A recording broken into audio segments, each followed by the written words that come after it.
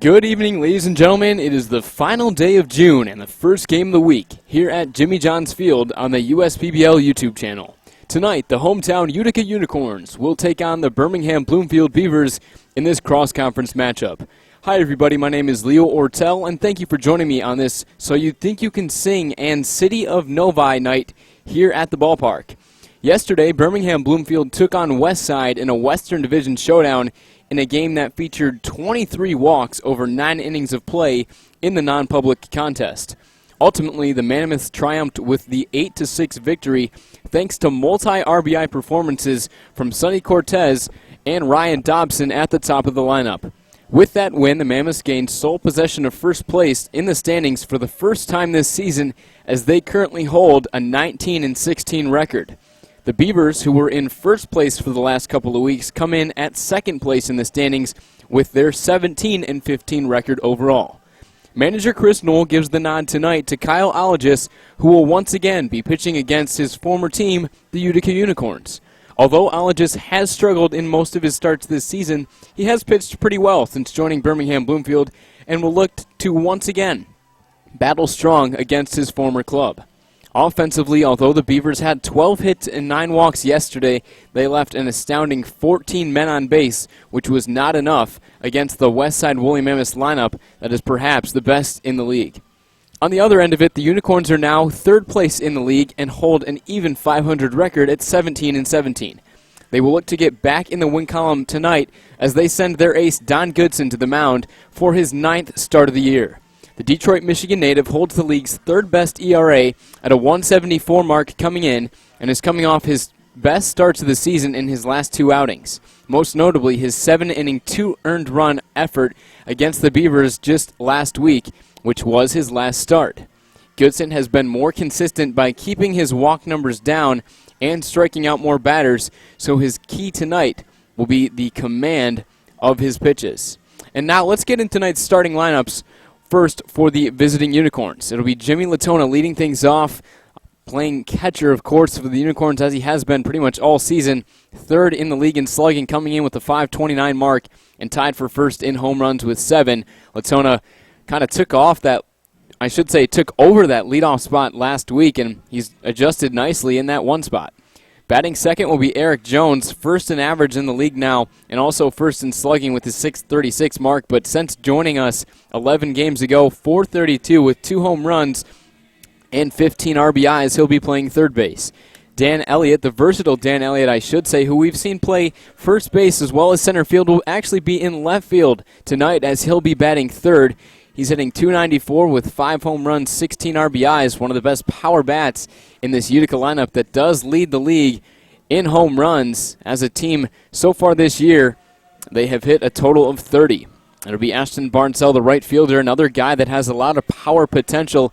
He's only played in 4 games, but he's hitting .375 with 1 home run. Barnes Ell will be doing the right field duties for Utica. Coley Curry will bat fifth. He'll be in center field, tied for second in doubles with 7. He's been a pretty consistent hitter for the Unicorns. He's batting .270 with a couple of home runs. Colin Rideout will be batting 6th. He'll be playing first base. Another consistent hitter. He's pretty much sat around the .270 mark all year and isn't a guy that walks a lot or strikes out much either. He's walked 4 times and only struck out 13 times, a guy that likes to put the ball in play. We'll see a new face in the Utica lineup. It'll be Brian Benz, the designated hitter, coming to us from the University of Cumberland's NAIA baseball. As Benz did put up some good numbers his senior year, he hit .311 with 18 home runs and 43 runs driven in with a .413 on base, so a big part of that team there, as he'll be the DH in the 7 spot. Kyle Benecke will be batting 8th and playing second base, only hitting .200, but a guy that hits good when situation calls for it. Adrian Guzman rounds out the bottom of the Utica lineup. He'll be playing shortstop, batting .250 with 2 home runs and 14 RBIs, and coming off a 1-for-4 effort on Saturday against the Mammoths. That was their last game. It was a 5-4 loss against Westside. Not a great offensive day for Utica, but hopefully they can be backed more so by their offense today. But it should be exciting to see Don Goodson back out on the bump for them, as like I said before, he'll be doing the pitching. And now for the home Beavers tonight, Alec Oland will be leading off once again. We really didn't see him in the leadoff spot last week. We did see Anthony Miceli and Justin Wiley at the top of this lineup, but with Justin Wiley sitting tonight due to some rest, it will be Alec Oland back at the top of this lineup, playing right field. Anthony Miceli will be batting second. He's playing shortstop. He's added some nice speed to the top of this lineup. He's already 5 for 5 in stolen base attempts. He's hitting .283 through his first 14 games. Ross Haffey, the dangerous Ross Haffey, I should say, who won the home run derby this year. He's got 7 home runs, tied for the league lead with Javon Shelby of the Mammoths, and of course with Jimmy Letona of the Unicorns. Batting third, he'll be playing first base. Adam Gauthier will be doing the catching duties, as he'll be joined up with Kyle Algis, the starting pitcher, but Gauthier, one of the best hitting catchers in this league, along with Jimmy Letona, hitting .319 with 5 home runs and 25 RBIs. Gauthier's put himself in some MVP conversation. Jack Haranek will be the DH tonight. He's first in doubles with 10, but he's also done some pitching this year and really done a nice job. Haranek came into that non-public game yesterday and threw 2 scoreless innings with just 1 hit allowed. He didn't strike out any batters, but he also didn't walk any batters. He was able to get the job done for a Beavers team that really struggled as far as the walk column goes. They walked 14 batters over just 9 innings of play. Obviously not their night as far as their pitching, but Haranek was able to come in and get the job done in the end. He's put up a 1.50 ERA in 6 innings pitched and 4 appearances. Don't expect him to do any pitching tonight, but hey, you never know. But he's also a great bat in this 5 spot as the designated hitter. He's hitting .308, which is 8th in the league. TJ Ward will be batting 6th. He'll be the third baseman tonight, kind of having a quiet, good year. He's hitting .289 with 5 home runs and 22 RBIs. He's also tied for second in the league with 7 doubles. Adán Ordóñez finds his way back into the lineup. We didn't see much of him last week, but he'll be playing second base, batting 7th, as he pinch hit in the game yesterday for TJ Ward and went 1 for 2. Another guy that makes his return to the lineup will be batting 8th. That's Justin Kelly. He'll be in left field. He's only hitting .217 through 13 games with just the 1 home run, but he also came in to pinch hit yesterday in the game for Adam Gauthier. He went 1 for 1 with an RBI single, so expect him to maybe do some big things as far as power, as he did put up pretty good power numbers at Wayne State University. Nick Campana rounds out the bottom of the order. He'll be playing center field, 10th in the league in RBIs. He's only hitting .243, but he has produced 17 runs batted in for Birmingham Bloomfield this year. So we should be in once again for a good pitching matchup, as it'll be Kyle Algis towing the rubber for Birmingham Bloomfield against his former team in the Utica Unicorns. And Kyle Algis, who has made 4 appearances since joining Birmingham Bloomfield, has made 3 of those against Utica, and those are his last 3 outings. One of them was a really good start. It was 5 2/3 innings for him, giving up just 7 hits, 2 earned runs. He did walk 4, but struck out 3. That was perhaps his best outing of the year, besides his first one against Birmingham Bloomfield all the way back on May the 30th. But Algis, who has thrown quite a few innings this year, he's thrown 41 1/3, will look to, once again, have another good start against Utica. His last outing was actually last week on the 25th, the same game that Goodson started against Birmingham Bloomfield. Algis actually came out of relief, threw 1 inning with no hits, just the 1 walk, didn't strike out any. So it's definitely going to be interesting to see what Algis can do. Obviously, Utica has seen him a lot at this point, and Jim Essien, the skipper of the Utica Unicorns, knows his tendencies pretty well. But so far against Birmingham Bloomfield, or I should say against Utica, Kyle Algis has done a pretty good job. So National Anthem about to get underway here. We should be in for another good matchup. The second place team, Birmingham Bloomfield, 17-15 coming in, facing off against the third place team now, Utica, coming in at 17-17. We'll take a break and be back shortly after the National Anthem. Baseball coming up on the USPBL YouTube channel.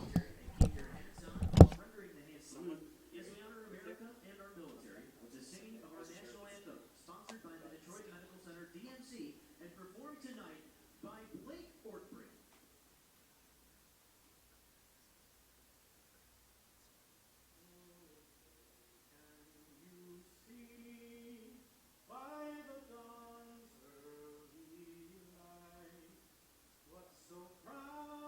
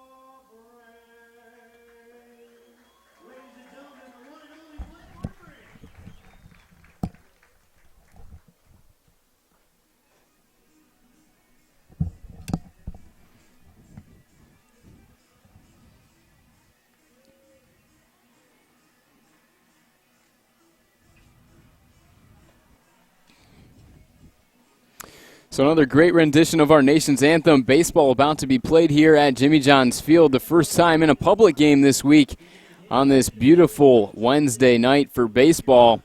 Once again, it will be Kyle Ologis making his 8th start of the season against his former team, the Utica Unicorns. Utica coming off the tough loss against Westside back on Saturday. It was a 5-4 loss against them.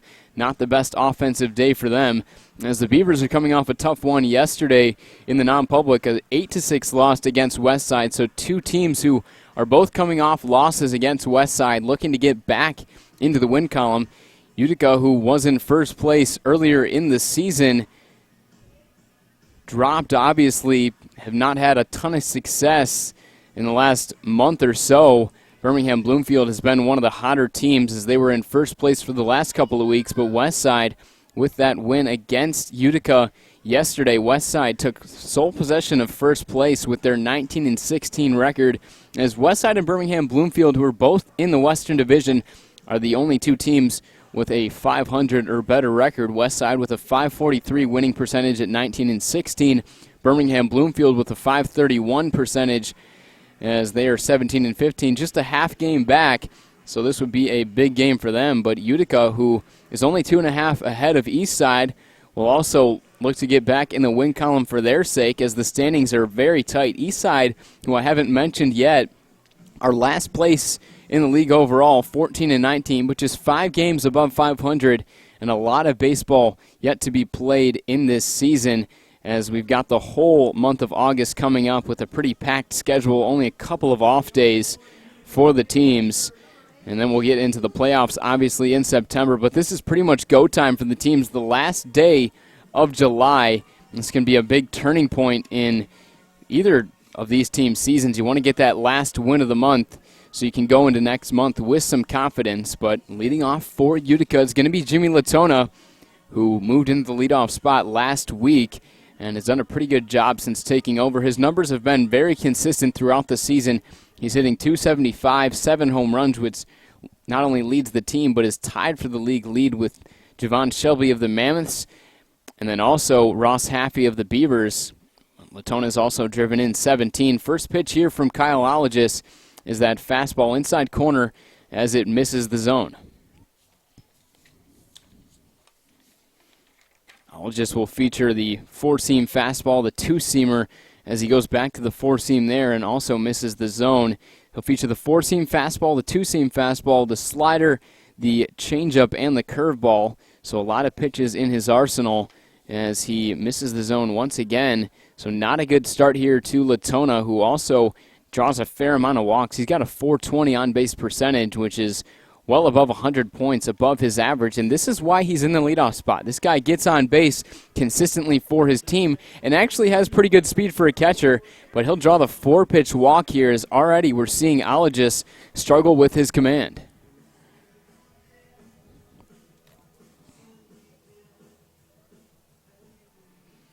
And now he'll have to deal with Erik Jones. He's been the best hitter in the league since joining just 11 games ago. First pitch swinging on the 90-mile-an-hour fastball, skied into right field. Looks like it's going to be Alec Oland under it as he makes the catch there for the first out. So Jones sees one pitch and is retired on it. He was leading the league in average coming in with the .432 mark, as he now has enough at-bats to qualify in the league totals. But a big out there for Birmingham Bloomfield after walking the first guy. Erik Jones goes down on one pitch, and now it will be Dan Elliott, the home run derby participant, the All-Star Game starter, .294 with 5 home runs, standing in. Another fastball from Ologis, pretty much all we've seen from him thus far, as it misses the outside part of the plate. Working quickly, the 1-0, grounded over to the right side, foul by a few feet. Ologis does like to establish that pace early on into the game. That's how he likes to work. He likes to work fast, and that's what he did with Utica back on July the 21st. 5 2/3, just the 2 earned runs. Although he walked 4, he struck out 3, and was able to keep the Utica lineup at bay. It was the most amount of pitches that he threw in a start with 105. In no other start has he thrown over 81 pitches, so he was able to go the distance as far as pitch count in that one. It's now 2-1 on Elliott as Ell just continues to try to throw that four-seamer on that outside corner. Back to the fastball, the 2-1, skied out of play. Ell just will use that four-seam, two-seam fastball combination quite a bit. His go-to off-speed pitch is the slider, so it's kind of a four-seam, two-seam slider combo for him with an occasional changeup and curveball mixed in. But we really haven't seen him go to the off-speed pitch. Jimmy Letona, Ell just keeping tabs on him at first base. He's 2 for 2 on the base pass this year. He did have a stolen base last week. Here's the 2-2. There's the breaking ball, back door, and the umpire rings him up there for strike 3 as he bent that one in there. Great pitch from Kyle Ologist, and that's out number 2. Elliott not too happy with the call, but one that's a little bit too close to take. Had some really good late break on it. It's one of the better breaking balls you'll see from Ologist. Good sign from him for the second out.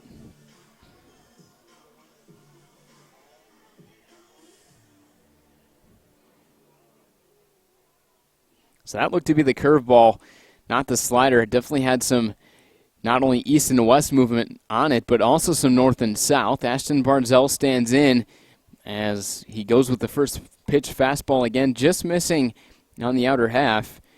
Barnes Ell, 375 through his first 4. He's got a home run as well as 5 runs batted in. Second pitch to him goes back to the slider there as it misses the zone. And actually, scoreboard says it is 1-1, so it looks like that first pitch fastball was indeed called a strike.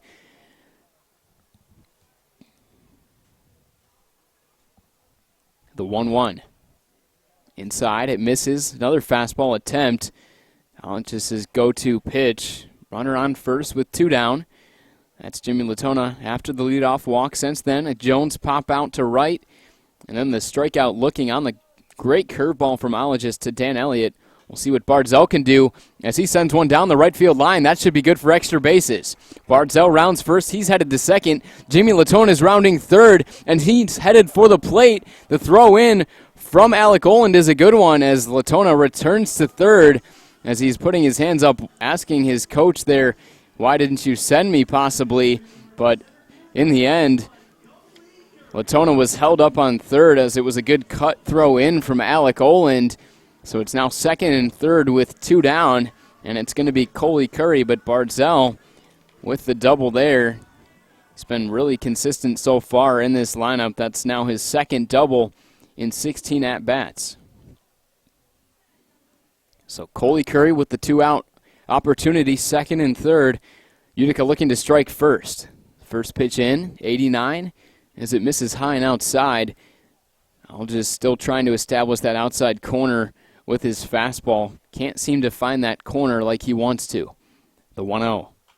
Grounded to the shortstop. That's Miceli. He fields it there cleanly. A little bit of a low throw, but good enough to retire Coley Curry as Ross Haffey makes the catch at first base. So Utica threatens here with runners on second and third, but can't get it done in the end. 1 hit, 1 walk, and 2 men left on. As we've played a half inning, it's a nothing ball game as Don Goodson will toe the rubber in the home half. Don't go away. You're watching the USPBL YouTube channel.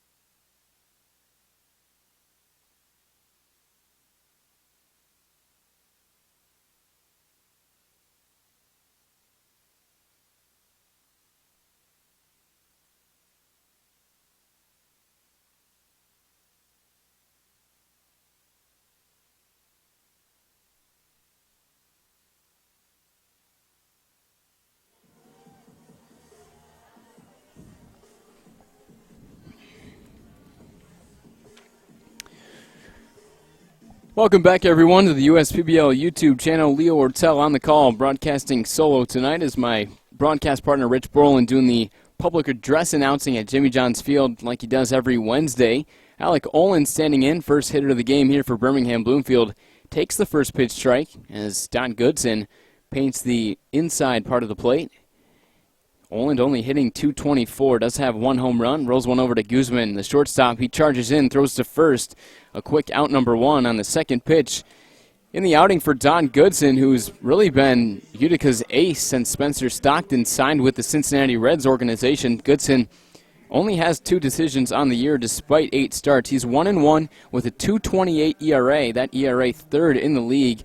He's also second in the league in innings pitched. He's thrown 51 1/3 innings, 31 hits given up, just 13 earned runs.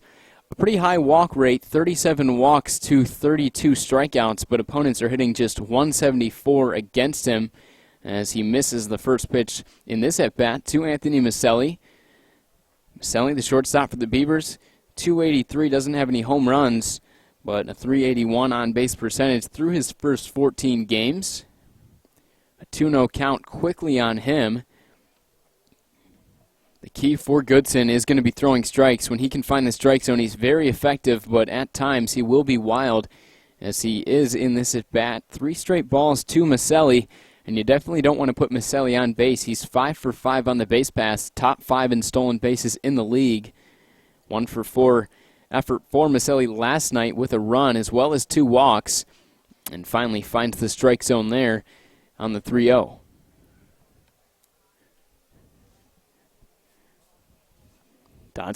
Goodson, from the windup. This one driven deep down the right field line as it's foul.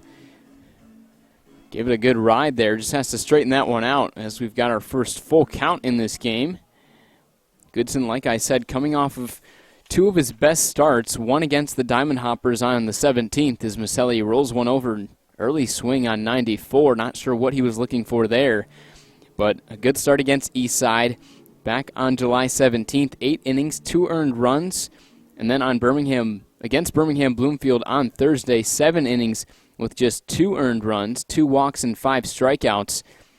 He was able to limit the walks his last couple starts, but not a good start here as Miceli will draw the walk. A good at-bat for him as he was able to foul off a few pitches, so a well-deserved walk. Not a bad job by Goodson to battle back after being down 3-0, but that puts a lot of speed on first base with Ross Haffey standing in.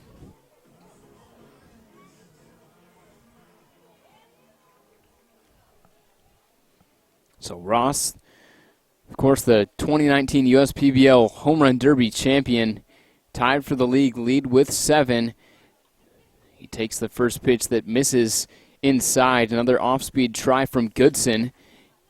Goodson will work with the 4-seam, the 2-seam, as well as the curveball, slider, and changeup. So 5 pitches in his arsenal. Goes to the fastball there as Haffey's a little bit late on that one as the count evens at 1.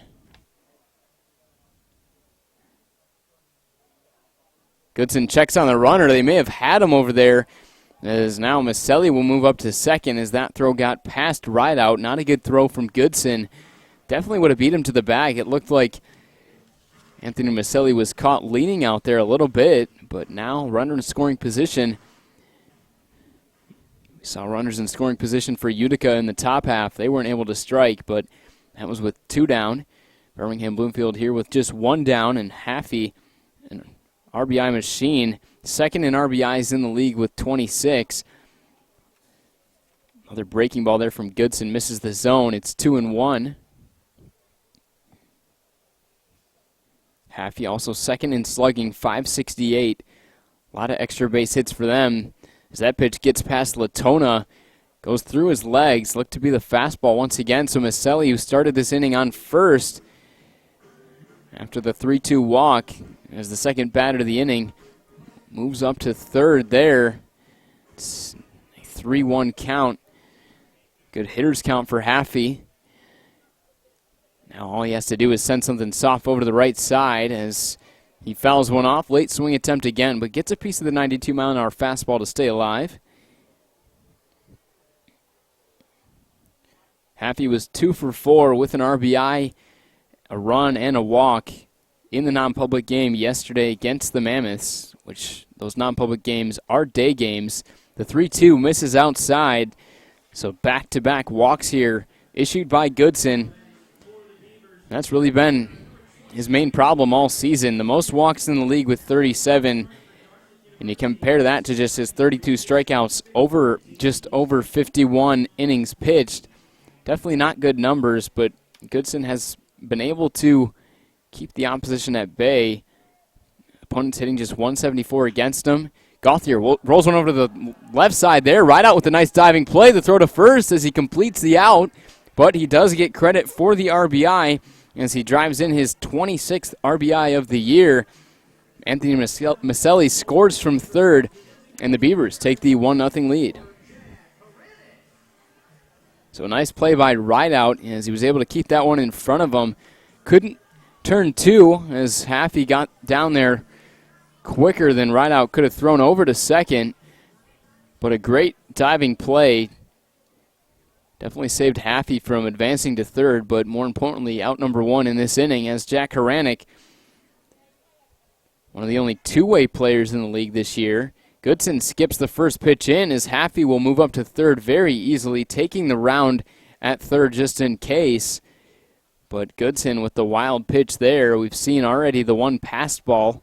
I believe that will be ruled a pass ball as it got under Jimmy Letona and through his legs, but that one, no chance to stop it for Letona. A fastball that skipped about 5 feet in front of home plate. And just like that, runner there on third. And actually 2 outs in the inning. My mistake on that. This one grounded to the right side. Colin Rideout flips over to Goodson covering, and that will complete the out there. So Birmingham Bloomfield doesn't put up any hits, but a couple of walks. They're able to score the first run of the game on an Adam Gauthier groundout. After one, it's 1-0. Beavers in control. You're watching the USPBL YouTube channel.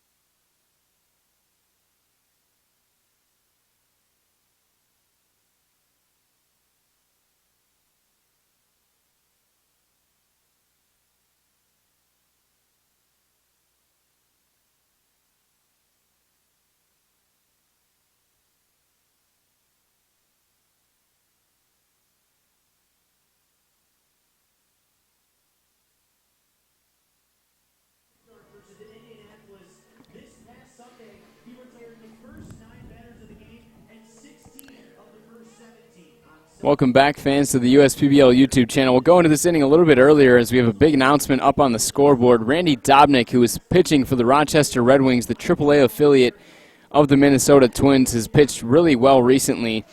And on Monday, he was named the International League Pitcher of the Week for the Rochester Red Wings, who, like I said, the AAA affiliate of the Twins. The reward came after he went 2-0 in 2 starts, posting a 1.46 ERA as he struck out 10 in 12 1/3 innings of work. So congratulations there to Randy Dobnik, the former Utica Unicorn, as his team back in action against Birmingham Bloomfield. But Dobnik looking to become the first player from the USPBL to make it up to the MLB level. The Twins obviously pretty stacked this year as they're ahead in the standings in the AL Central just above Cleveland. But Dobnik could be one of those September call-ups for a team that could very well reach the postseason, so some exciting stuff there. As back into this game, Colin Rideout takes the first pitch miss from Kyle Ologist. The second pitch swinging, 88 on the fastball. This one's going to be out of play as TJ Ward runs out of room down the left side. So the count even at 1 for the Utica third baseman, who made a nice diving stop. in the last half inning. The 1-1 outside pitch could have been ball 2, but fouled off over to the left side as it's now out of play, bouncing out.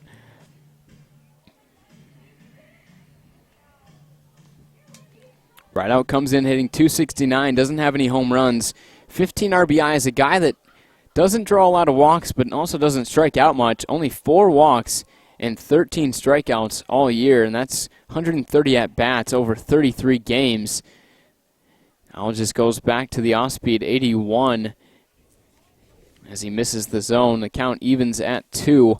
Not sure what that attempt was from Ologist, who has a lot of pitches in his arsenal, but Rideout gets him on this one. Singles into center field on the fastball. So leadoff base runner here. Solid piece of contact for Rideout, as it's going to be Brian Benson, his USPBL debut, the University at Cumberland's product. Played his NAIA baseball there and put up good numbers his last season. .311 with 18 home runs and 43 RBIs. Hopefully he's going to be able to provide some more power in this lineup. But it'll be interesting to see what he can do. A lot of pressure in his debut. First pitch, fastball, not sure where it missed. Actually, it's in there for a strike. The home plate umpire with a very late strike call. I'm guessing that he says strike before signaling strike with his hand motion, but I can't tell from up in the booth if he's saying anything with the headphones on. The 0-1 misses outside. Back to the breaking ball that time. It's 1-1. Ben's the designated hitter tonight. Fouls one off. That's going to be out of play as he's now down in the count 1-2. Benz was an outfielder at the University of Cumberland. Played in 51 games his senior year.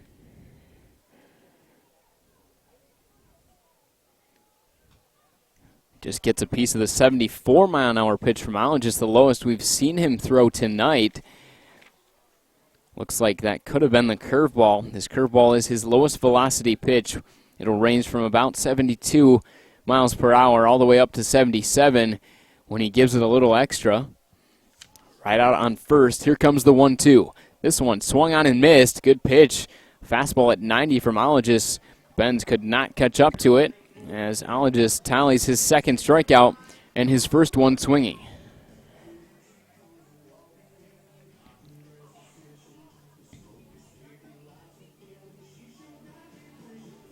So it's going to be Kyle Benecke.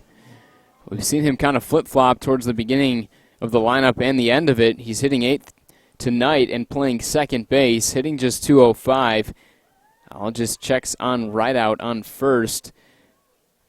Colin Rideout 2 for 2 on the base pass for the Utica team that has the least amount of attempts as far as stolen bases. They've only got 16, but they've been successful in 14 of them. Benecke takes the first pitch strike to begin his plate appearance.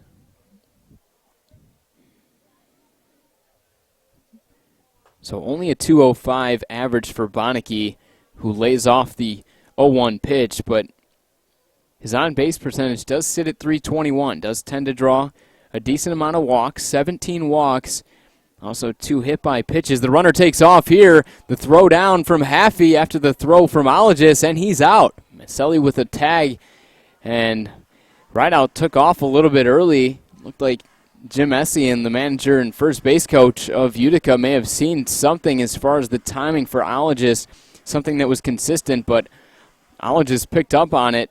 Threw over to Haffey, who fired it right over to Miceli. A perfect throw, just beating Rideout. So that'll be out number 2.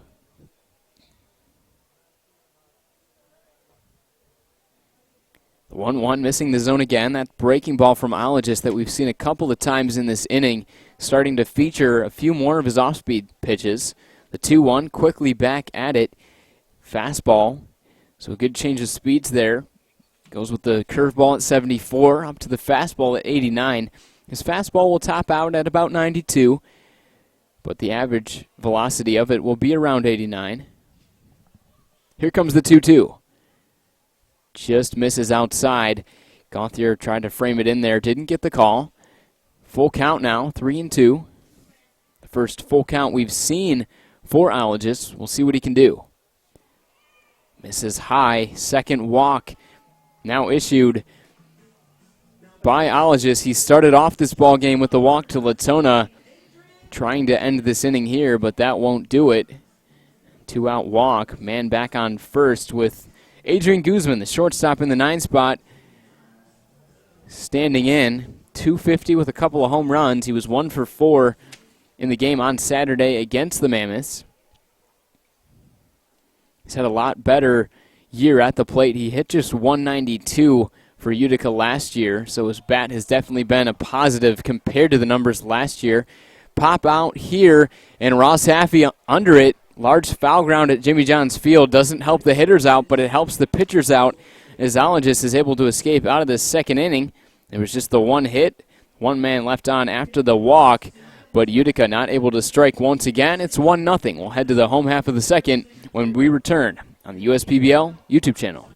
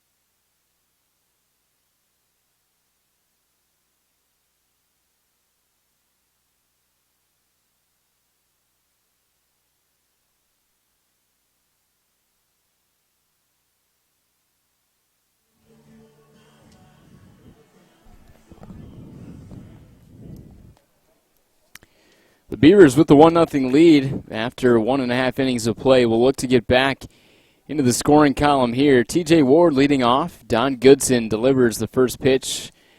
It's a breaking ball in there for a called strike. A tough first inning for Goodson. He gave up a couple of walks but did not give up any hits as he misses the 0-1. Ward comes into the game 5th in RBIs with 22. But a .289 batting average. He's got 5 home runs, also tied for second in doubles with 7. Fouls off the 94-mile-an-hour pitch. A fastball from Goodson to make it 1-2. When Goodson can work ahead of hitters, he's very successful. Was not able to do it much in the first inning. A couple of walks on 3-2 counts. He's got to be able to get those first pitch strikes and also get ahead of hitters just like he's done in this at-bat. Goes back to the off-speed pitch, and Ward fouls it off. Goodson works with 5 pitches in his arsenal. The 4-seam, the 2-seam, as well as the curveball, slider, changeup, the 3 off-speed pitches in his arsenal. The most used one is his curveball. Look to be the changeup there. Skied into right field. Ashton Barnes Ell doesn't have to move much as he is under it there to make the catch for the first out. So not bad contact from Ward, just got a little bit under it. But a great pitch there from Goodson, able to work ahead of Ward. We'll see if he can work ahead of Adán Ordóñez, who we didn't see much in action last week. He rode the bench a lot for Birmingham Bloomfield, but back in the lineup this week. He pinch hit for TJ Ward actually in the game yesterday and went 1 for 2. Ordóñez is hitting .259, 1 home run, 9 RBIs, .368 on base. He's able to get on base quite a bit, whether it's the walk or hit by pitch. Lays off the first pitch from Goodson, so can't get in that first pitch strike that time. That one just misses the outside corner. So 2-0. Ordóñez not the tallest hitter up there at the plate. So pretty small strike zone. And he lays off just in time. Appeal down to the infield umpire. Says no swing. Another pitch borderline, but missing on the black. The home plate umpire not giving the benefit of the doubt to Goodson or Ologist yet.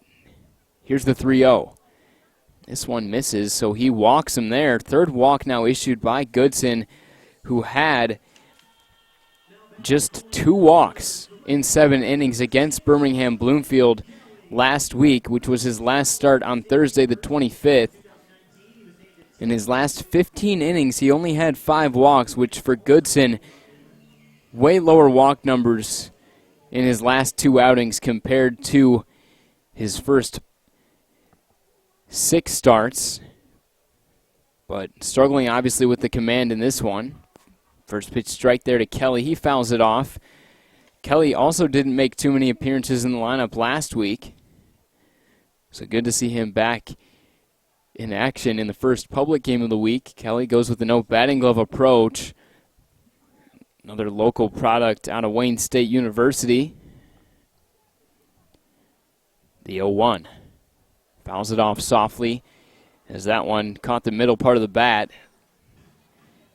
So he jammed him inside with the 79-mile-an-hour pitch.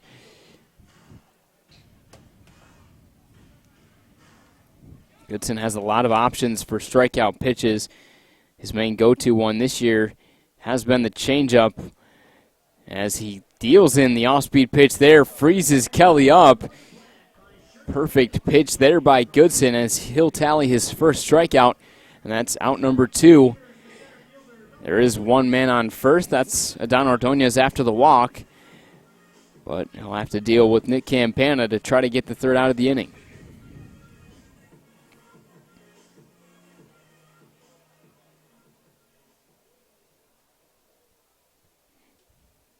Campana standing in, 243, a couple of home runs, 17 runs batted in. First pitch hits the inside corner, fastball from Goodson. Campana's coming off a 1-for-4 performance with the walk. He scored 2 runs, which is pretty good for being the 9-hitter in the lineup. 0-1, back to the changeup it looked like. Good tailing action on it. Curving inside to the right-handed hitter, but just missing a little bit high and inside. The 1-1. Jams him inside with the fastball. Erik Jones down the line at third. He's not going to be able to make the play.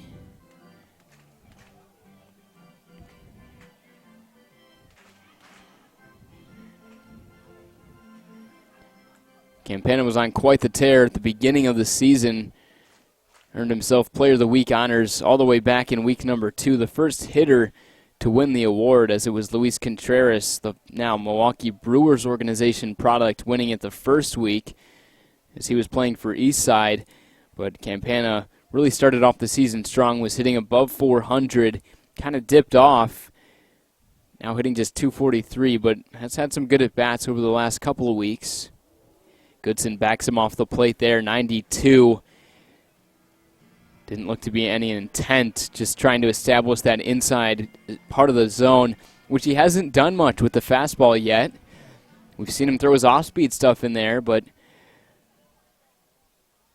putting some fear in the hitters. Ordonez will have a head start here on the 3-2 count. He takes off the pitch.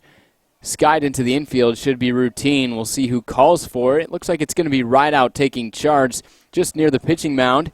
He makes the catch, so Goodson with the clean inning there. He does walk Ordonez, but the Beavers strand another here. It's 1-0 after 2. We'll head to the third. Don't go away on the USPBL YouTube channel.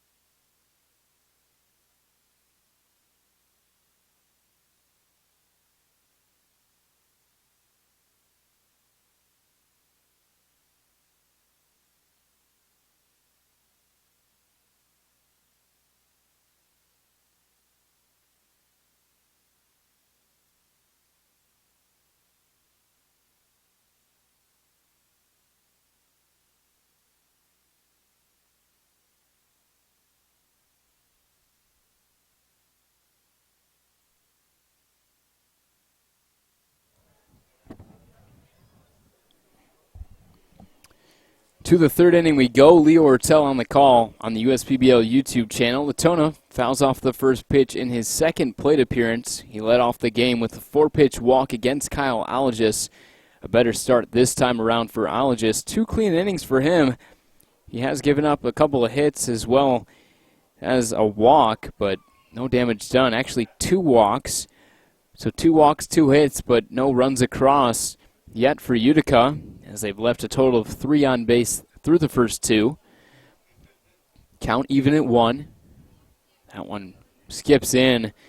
85-mile-an-hour on the gun.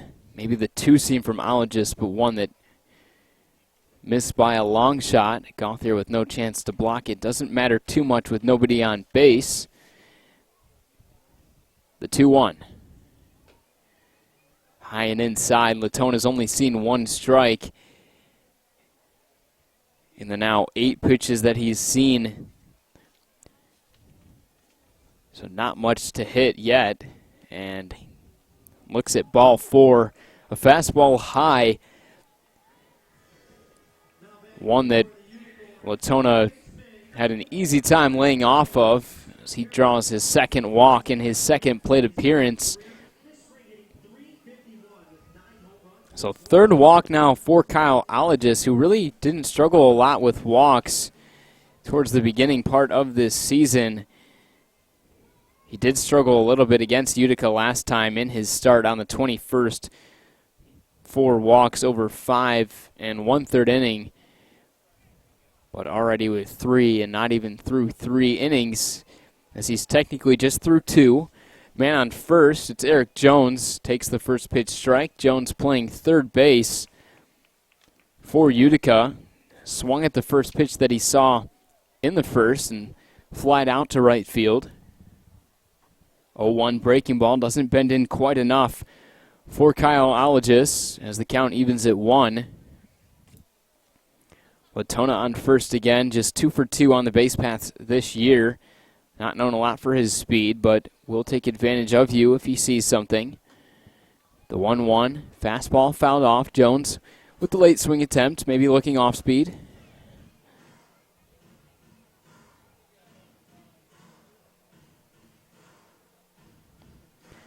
Jones comes into the ballgame first in average, 432.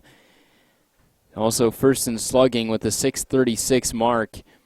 He's got some extra base power. Grounds one to third. TJ Ward to second for one. Ordonez to Haffey and completes the double play. Nice play by Ward along with Adon Ordonez, the second baseman, to quickly get rid of those balls.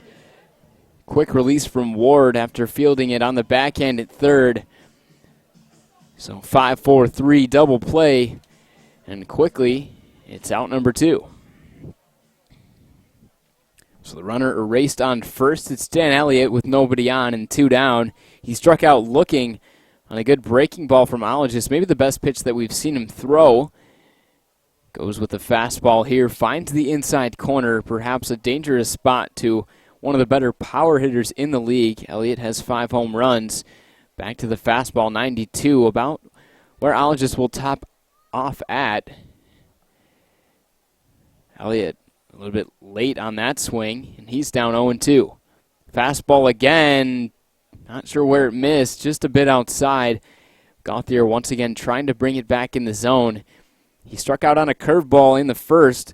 We'll see what he gives him here. Back to the curveball, swung on and missed. Ologist with another strikeout. That's his third through 3. The best inning he's had as he gets the double play.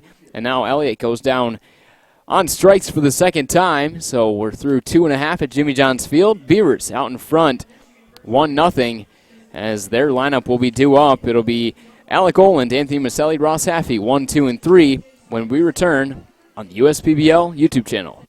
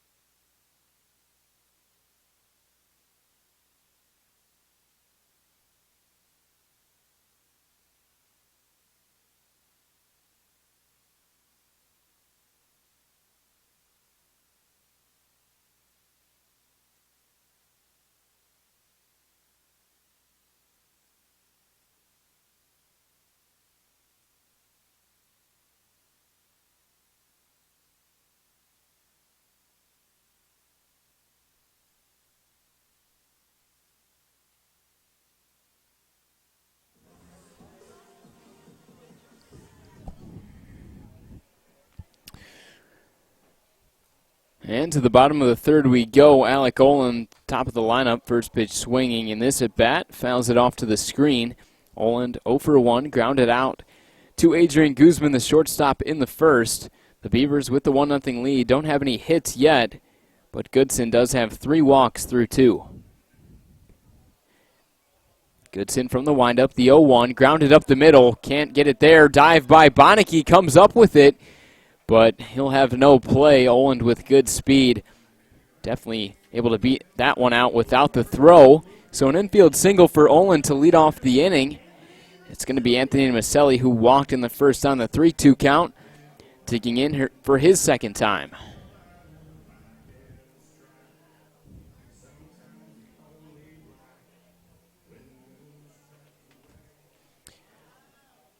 Miceli comes in hitting .283. 381 on base, so a good average, but his on-base percentage now over 100 points above the batting average after the walk. Good stop by Letona on the first pitch attempt from Goodson. 14 games played for Miceli. He's done a nice job not only defensively but offensively for the Beavers. And Miceli's a guy that only hit 135 his senior year at Boston University, or I should say Boston College. 2-0, he lays off another one, an easy take there for the Beavers shortstop. 4 years at Boston College, a career 185 hitter. He then went to the Evansville Otters in the Frontier League, but moved over to the USPBL after 33 at-bats with Evansville. He was hitting .242 with 1 home run, so maybe some better power in the Frontier League, but hitting for a better average with the USPBL. Goodson from the stretch. Long pause here. Now he goes home with it. 3-0, another one missing way outside. Letona already with a pretty busy day behind the plate. There's been the wild pitch as well as a pass ball. Here comes the 3-0. Way inside, easy take for Miceli. He draws his second walk, this time on 4 straight. Not a good start to this inning. The infield single, the first Beavers hit in this game. And actually, speaking of base hits, it was all base hits in the game yesterday against the Mammoths for Birmingham Bloomfield. There was 12 hits for them, all singles, but the Mammoths didn't have any extra base hits either, which is pretty interesting. These are the two most dangerous lineups, the Beavers and the Mammoths, and no extra base hits in the game. There was 14 walks for Westside, 9 walks for Birmingham Bloomfield. Both teams left 14 on base in the non-public game, a really weird one. Obviously not one that we got to watch, but definitely one of the more interesting games as far as the box score goes. Back into this one, Ross Haffey fouls off the first pitch that he sees. He also drew a walk on a 3-2 count his first time around. Goodson goes with the changeup there. He's tried to drop that in a few times, but he's been missing high with it. You'd like to see him miss a little bit low with it. The 1-1. Working quickly, bounces it in as the runners will move up to second and third. So Letona kept it in front of him, just not enough in front of him. Oland moves up to third. Miceli moves up to second. We saw a second and third situation for Utica in the first. They weren't able to score. The Beavers struck in the first with 1, but a better chance to score here. Second and third with no outs. Ross Haffey perhaps looking for the sac fly. Skies one way foul over to the right side. And it's now a 2-2 count.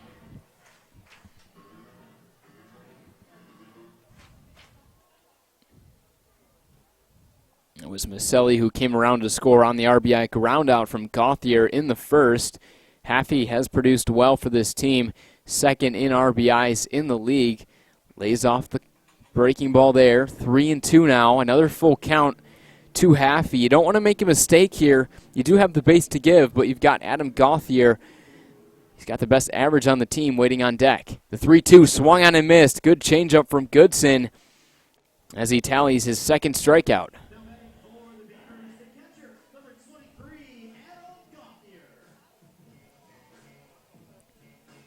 So that changeup perhaps becoming a good weapon for Goodson. We haven't seen a ton of curveballs or sliders from him. Seems like the four-seam changeup combo is working for him well so far. That's a big out number 1. First pitch swinging, Gauthier fouls off the fastball. So it's good change of speeds for Goodson between the fastball and changeup. You add some movement, obviously, with the changeup, but the release point between that changeup and the fastball look very similar to the hitter, which is why it could be so deadly for Goodson, who is one of the harder throwing pitchers in this league, a guy that can top off around 97 on a really good day. He has done it in the bullpen.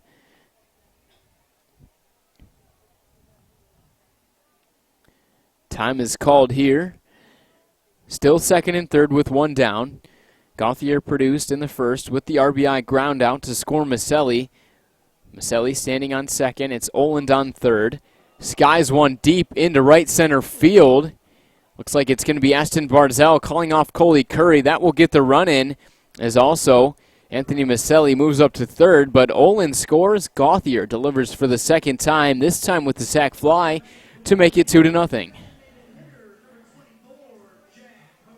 exactly what he needed to do there. Gauthier knows that he has enough power to drive one deep enough to score the run. He's got that type of ability. Third in RBIs, coming in with 25, and now he's got 27 as he's driven in the only 2 runs in this game. Jack Haranek now standing in, 2 for 5 in the game yesterday, as well as 2 scoreless innings on the mound. He swings through the first pitch, another good changeup from Don Goodson, trying to escape the inning with the runner on third. Working quickly again, the 0-1, another good changeup, swung on and missed. We haven't seen Goodson feature this changeup much in any of his starts. It was his least used off-speed pitch. He had thrown just 58 of them all year. And back to it once again. Third strikeout for Goodson. That will end the inning, but Gauthier does deliver with the sac fly to make it 2-0. Beavers ahead in this one after 3, as we'll head to the 4th, coming up on the USPBL YouTube channel.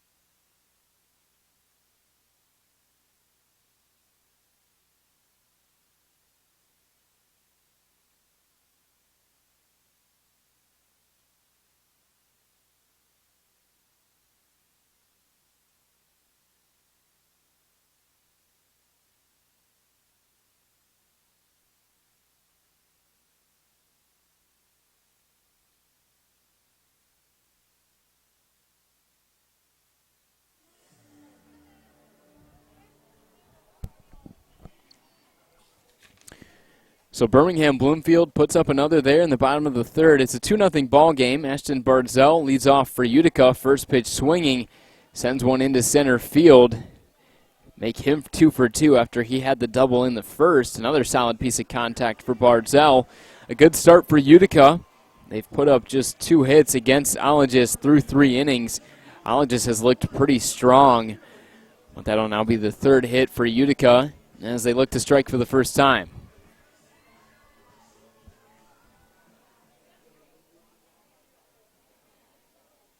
Coley Curry grounded out to short with men on second and third in the first to end the frame. It was the best chance that Utica had all night to score. They've left 3 on base through the first 3 innings. Curry hitting .270. He's got a couple of home runs. Fastball inside, misses low. Curry was player of the week a couple of weeks ago.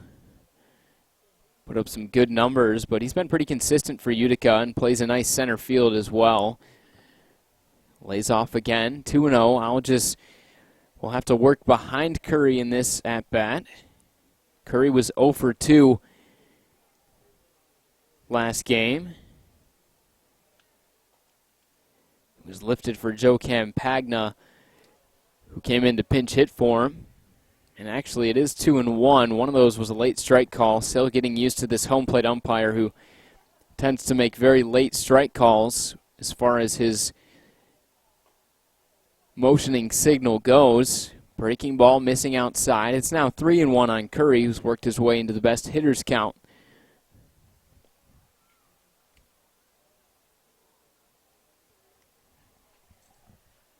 The 3-1. Grounded to the right side. Haffey fields it in foul territory as the home plate umpire signals for the foul ball.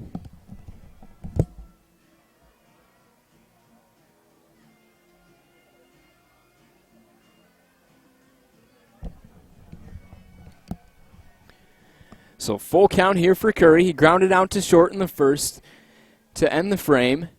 Looking for a better outcome this time. His team looking to strike. Runner takes off. The pitch misses inside, so no throwdown from Gauthier. And Coley Curry will draw the walk. And as I tally up the walk totals, that's now the 4th walk for Kyle Ologis.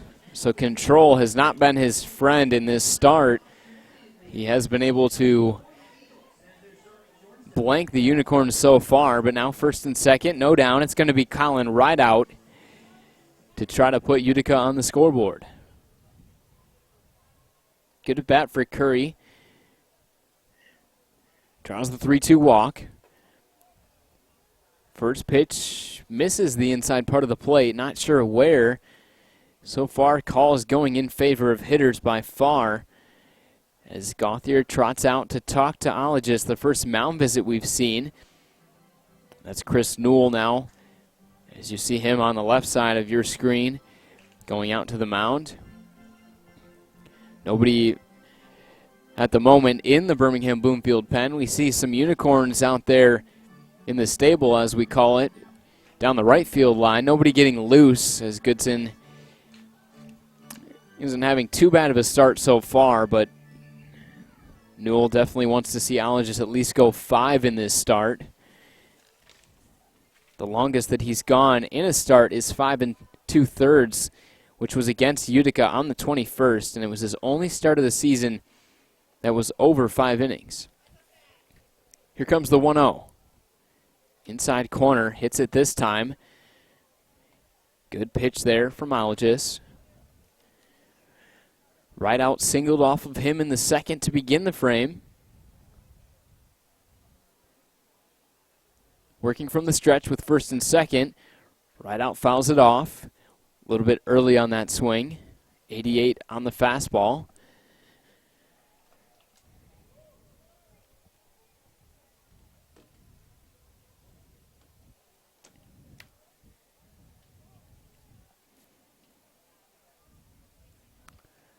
Rideout, like I said, is a guy that puts the ball in play very frequently. Only 4 walks and 13 strikeouts.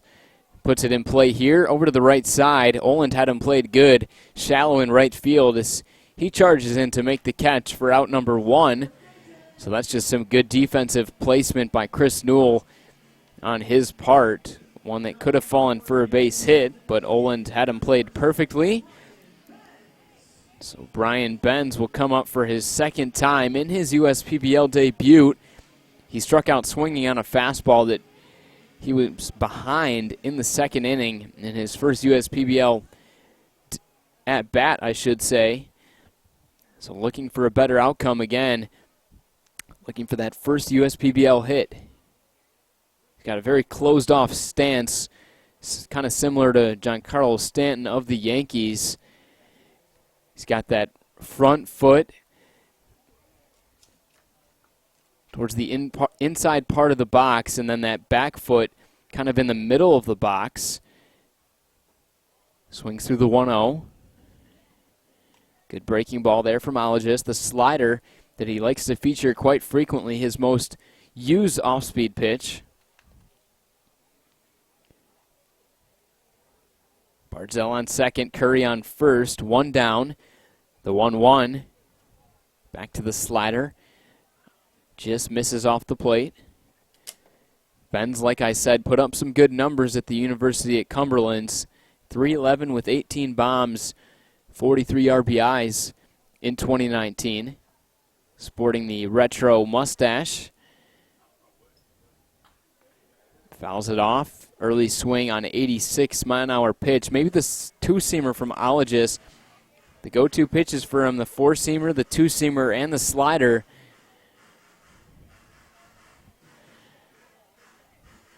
Two and two count now. He's got 3 strikeouts through 3.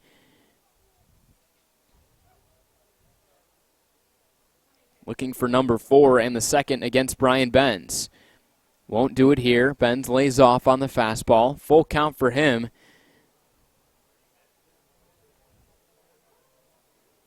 Looking for that first USPBL hit. Also a chance at that first USPBL RBI.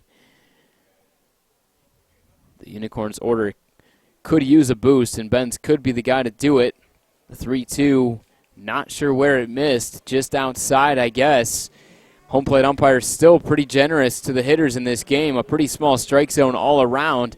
But Benz will reach for the first time in his USPBL career with the 3-2 walk, as that loads the bases for Kyle Benecke. Benecke walked on a 3-2 count in the second. It was in that same plate appearance that Rideout was caught leaning on first, as he was picked off by Kyle Ologist, as Ross Haffey completed the putout to Miceli. So 0 for 0 for Benecke, 1 reach on the walk, swings through the first pitch, I should say, to make it 0-1.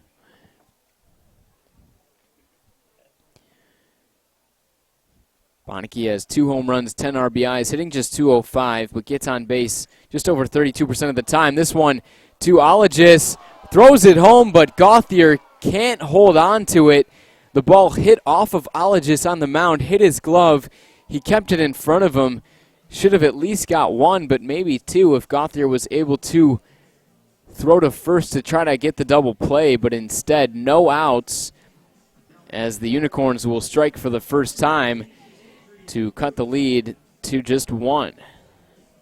So we'll see if that'll be ruled an error. So far, no official ruling up on the scoreboard, but I'd have to think that would be an error on Gauthier, who should have caught that ball as the catcher went in and out of his glove. But for now, bases loaded again. It's Adrian Guzman standing in. Fastball in there for a strike.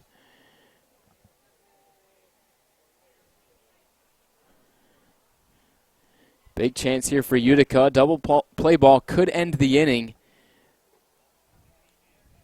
Slider misses way high. Still waiting for the official ruling on Benecke's play, but he at least drives in the run. The 1-1. High and inside. That one called a ball. Good take again from Guzman. A very disciplined hitter up there. Doesn't swing and miss a whole lot, but also doesn't draw a ton of walks, just 4 on the year. Skies it over to right field. We'll see if Oland will have a play. This one hits off of the cage down the right field side. That's JJ the Field General's cage. During the ball game, the bat dog here at Jimmy John's Field, technically in play in foul territory.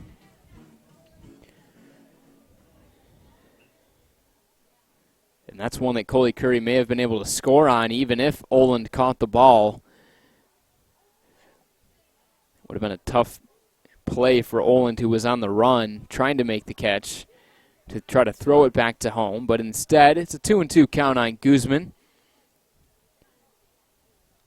Here comes the pitch. Misses low and inside. On the fastball, Gauthier able to keep it in front of him. Full count, bases loaded, 1 down. 2-1 ball game. Utica looking to take the lead. Could do it with 1 swing of the bat. The pitch. Grounded down the left side. Ologist will have to try it again. So the official ruling on that play is an error. Looks like it will be charged on Adam Gauthier. Wasn't too high of a throw from Kyle Algis. So it will be an error on the catcher as the run scores. Benecke doesn't get the RBI, but still a 2-1 game. 3-2 misses as it skips in. Algis walks yet another batter here. The second walk, not the second walk that Guzman has drawn. This will be the first time that he reaches, but the second run of the game for Utica, and the second in this inning as it's now tied.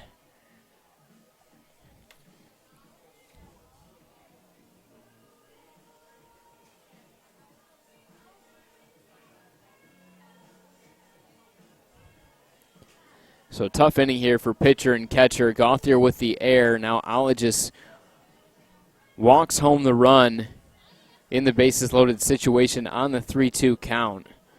And now it'll be Jimmy Letona, who's already drawn 2 walks in this game, standing up at the plate looking for his first RBI in the game. Bases still loaded. First pitch swinging, driven deep into left center field. Nick Campana on the run. He'll make the catch at the warning track. That will definitely score the run as he comes around to score. Benecke will also move up to third. Utica will take the 3-2 lead as Letona gets it done with the sac fly.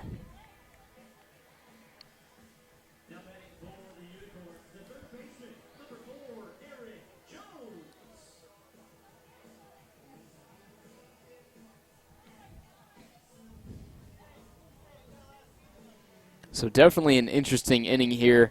It's been a tough start as far as command for Kyle Algis. The walk total starting to climb. He'll face off against Erik Jones. First pitch to him in there. 4 called strike number 1.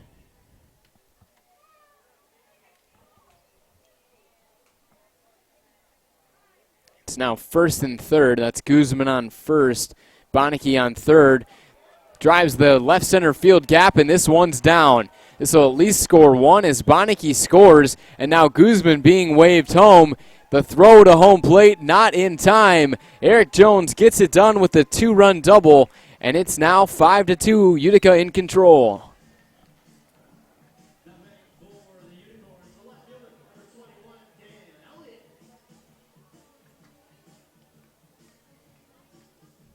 So Jones continues to get it done. He had 15 RBIs through his first 11 games as he puts up his 17th run batted in with that 2-run double. A perfect shot right into the left center field gap as Chris Newell will take Kyle Algis out of this ball game. His day will be done and stand at 4 2/3 innings. We'll give you the final line on him as he'll be responsible for the runners on first and third. We'll have a new pitcher entering the ballgame. We'll tell you about him as well when we come back on the USPBL YouTube channel.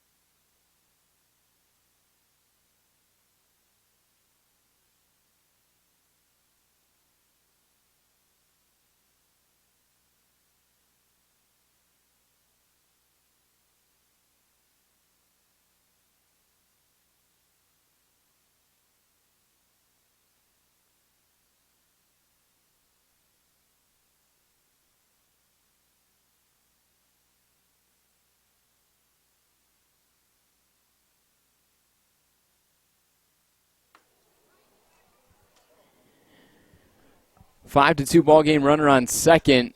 Grounds one up the middle. Den Elliott into center field. That will score the run. Erik Jones coming around third. There'll be no play at the plate. Elliott gets it done off the newcomer, Jared Price, to make it 6-2, as the final line for Kyle Ologis will change, as he was responsible for the man on second.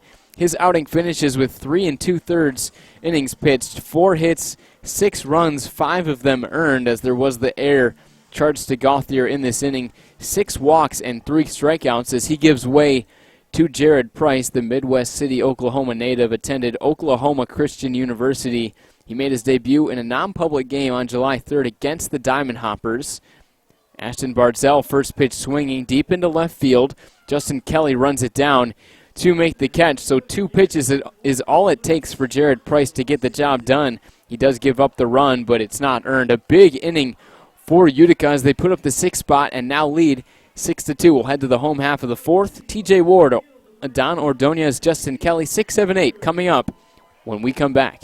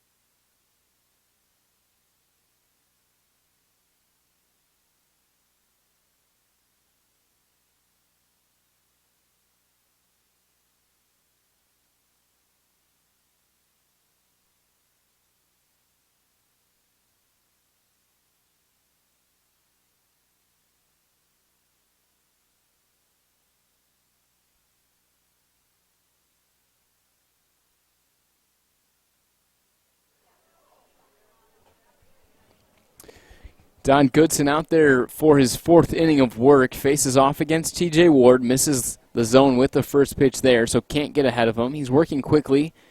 Back to the windup here. Grounded over to Jones, makes the nice play, throws to right out, completes that 5-3 put out for out number 1.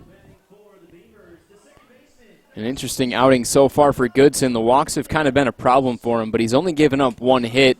And now he's working with the comfortable 4-run lead. He's given up just the 2 runs, both of them earned.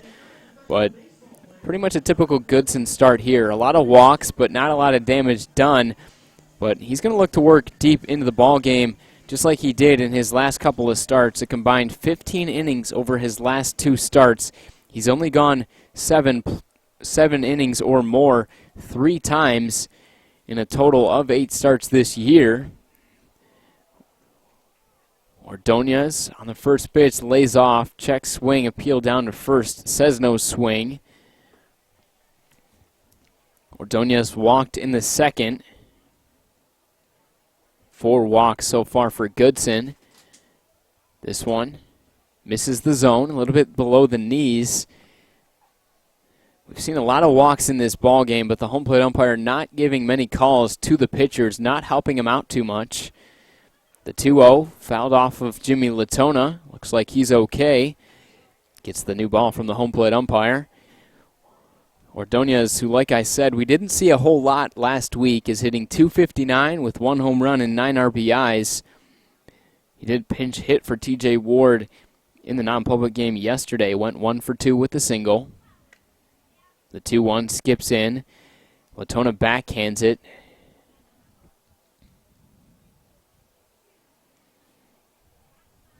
Definitely don't want to walk 5 batters in a game. Goodson could do it here. 3-1 count, good hitters count for Ordonez. Swinging, grounds one to third, diving play by Jones. He comes up with it. The throw to first is in time. Nice play by Jones. We've seen a couple of diving plays from him over there at the third base position already in this game as he saves a base hit there. Nice play for the second out.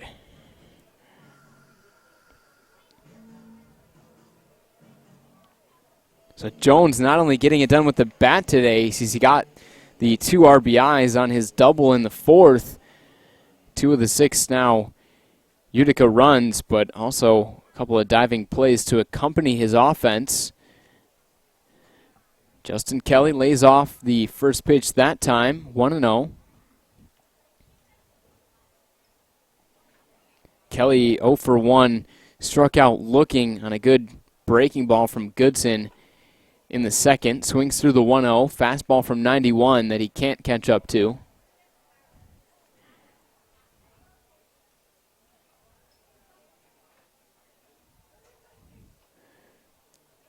Kelly taps one foul. Doesn't seem to be seeing the ball too well tonight. Was definitely fooled on the off-speed pitch. Looking in the second, kind of was thrown off as far as his timing and just not sure what he wants to do at the dish. The 1-2, another breaking ball. Goodson trying to fool him again, but misses high.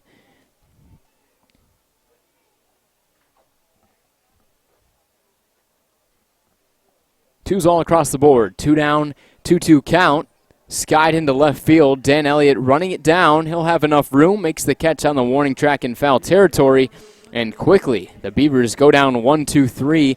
Utica with the 6-2 lead after 4. They're in control after their 6th spot last inning. Coley Curry, Colin Rideout, and Brian Benz, 5, 6, and 7 due up when we come back on the USPBL YouTube channel.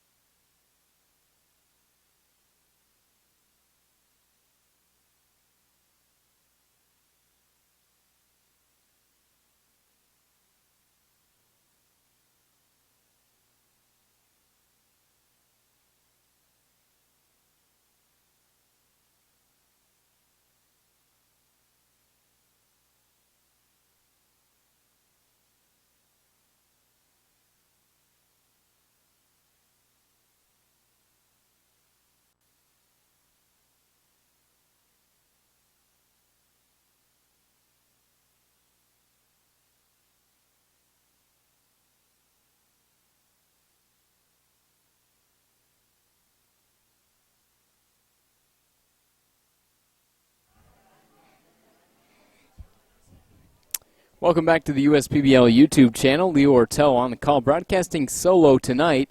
Coley Curry in there for the 3rd time now. He's got a 0 for 1 night with a walk going. Lays off the first pitch miss from Jared Price.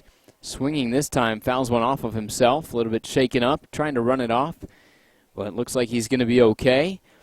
So Jared Price came in for Kyle Ologis as there was 2 down in that 4th inning. Utica with a big 6-run inning. Price came in, gave up the single to Ashton Barnes Ell that drove in the run, but then ended up it was a single to Dan Elliott, which drove in the run, and then Ashton Barnes Ell ended up flying out to left field as Price just threw 2 pitches for the 1 out. Curry, big swing and a miss there. Good off-speed pitch from Price. Price, the native of Midwest City, Oklahoma, went to Oklahoma Christian University. The 1-2 sent deep into right field. Alec Oland chasing back now to his left. He makes the catch. near the foul line in right field. 4 out, number 1. So 1 up, 1 down. Price looking pretty strong so far. Numbers on the season for him: 4.96 ERA, an 0-2 record through 6 appearances. 3 of them actually starts, as we haven't seen him a whole lot in public games. He's been pitching in some non-public contests, but 16 1/3 innings pitched. He's given up 9 earned runs, 7 walks to 10 strikeouts. Opponents are hitting .270 against him. Colin Rideout looks at ball 1 to begin this at-bat. That pitch just missing inside. The positive for Price, just 3 extra base hits given up, 2 of them doubles, and just 1 home run through 16 1/3. So Newell definitely sees some positive signs in his right-hander out of Oklahoma. The 2-0 skied into the infield, should be an easy play. TJ Ward under it, he calls for it, makes the catch. 2 up and 2 down for Utica in the 5th.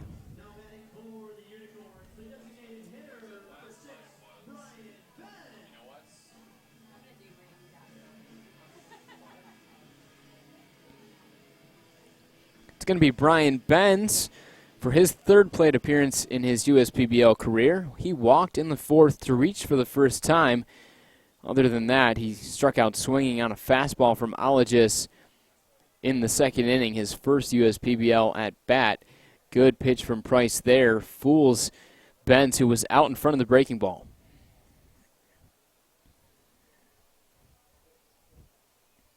The 0-1.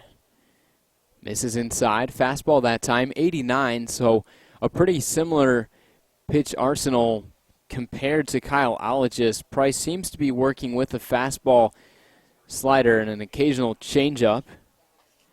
Fastball at 89, which is pretty similar to what Ologis was throwing. An easy take there for Benz, who had enough discipline to draw the walk on the 3-2 count. So already showing some signs of maturity at the plate in just his first professional game. The 2-1 fouls it off. Late swing attempt. Inside fastball offering from Price.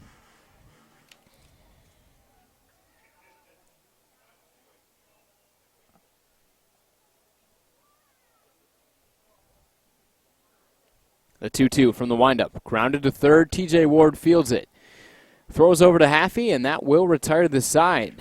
So Birmingham Bloomfield went down 1-2-3 in the bottom half of the 4th. In the top half of the 5th, the Unicorns do the same thing. It'll be Campana, Oland, and Miceli. 9-1-2 coming up for the Beavers. You're watching the USPBL YouTube channel.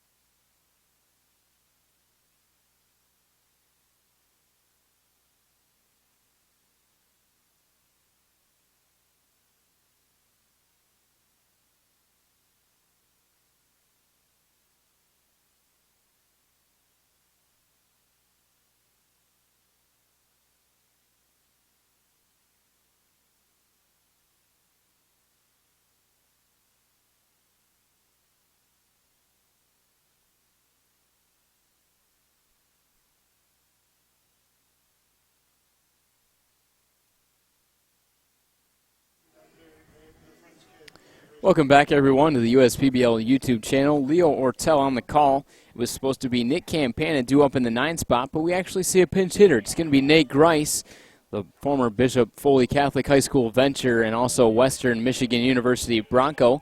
Takes the first pitch strike to begin the at-bat. Goodson in for his now 5th inning of work. He's given up just the 1 hit, 2 earned runs through 4. As quickly it's 0-2. Grice laying off the second pitch. Goodson from the windup, swung on and missed. Good pitch there. Breaking ball fools Grice, as it only takes 3 pitches to send him down in his first at-bat. As the lineup will flip back over, Alec Oland, 1 for 2 with the RBI, with the infield single, will come in for his third plate appearance.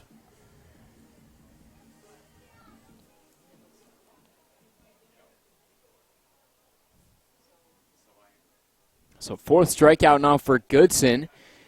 Oland lays off the fastball way outside. The most strikeouts in any outing for Goodson was 5 in his last against Birmingham Bloomfield on Thursday. Oland skies one out to left. Easy play for Dan Elliott. And 2 up and 2 down. So Birmingham Bloomfield went down 1-2-3 in the 4th. Ward grounded out. Ordonez also grounded out, and then Kelly flied out quickly. A strikeout to Grice on the breaking ball. And now a fly out for Alec Oland. We'll see if Anthony Miceli can reach for the 3rd time. A couple of walks in 2 plate appearances so far for him. Swing and a miss there. Looked to be that changeup that Goodson's been featuring quite a bit in this start, and I'm really liking what I'm seeing. We haven't seen him use this changeup much, but he's locating it really well so far. Misses a little bit inside that time, but not a bad try on the 0-1.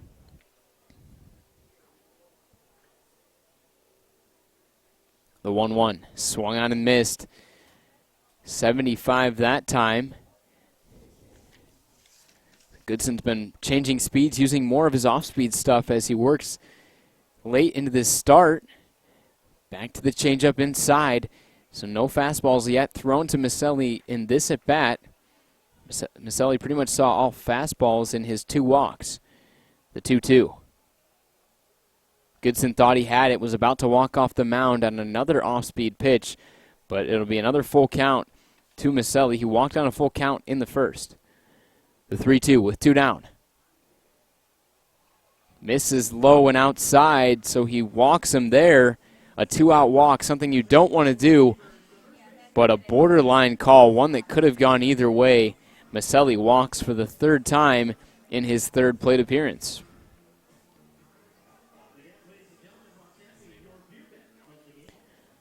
So Ross Haffey will stand in for the 3rd time, as he's the beer batter of the game, looking for his first hit. Fans, if you're down in the bathrooms or up in the suites, $5 craft beers in the Letona Beer Garden if Haffey's able to get a hit.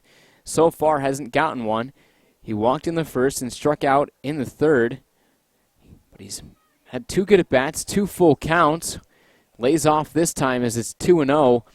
Miceli was hopping off of 1st, looking towards 2nd, but thinks better of it and stays put.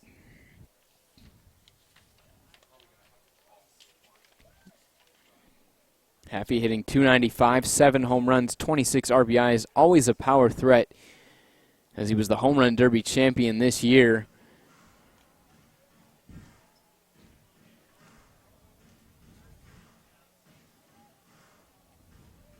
He is definitely known.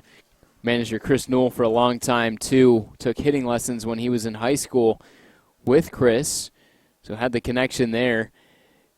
Haffey was in the Frontier League last season and part of this season, too, and did not have much success there. He's definitely found a home in the United Shore Professional Baseball League. A little bit more comfortable playing under Chris Newell, but the numbers tell all. He's been one of the best producing hitters in this league. Miceli thinks about taking off. The breaking ball from Goodson swung on and missed. Haffey goes down on strikes for the 2nd time, as that's now the 5th strikeout for Goodson. Ties his season high as he just walks the 1 batter in this inning.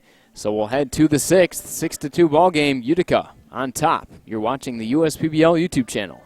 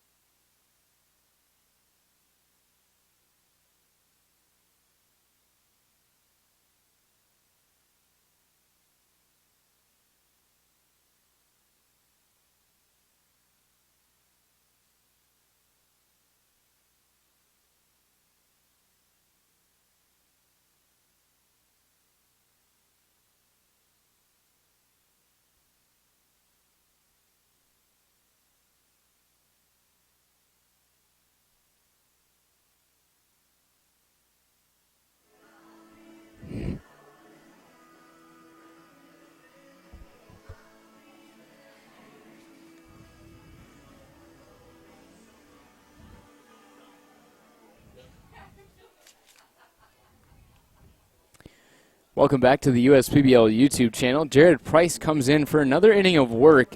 He's done well through 1 1/3 innings. He's gotten the outs when he's needed to. Came in, did give up the single to Dan Elliott, but that run charged, of course, to Ologis, who left the man on base. Retired Barnes Ell to end the 4th, and then Utica was sent down 1-2-3 in the 5th. So it'll be Kyle Benecke to lead off. Grounds one to the right side. That one finds a hole in between first and second.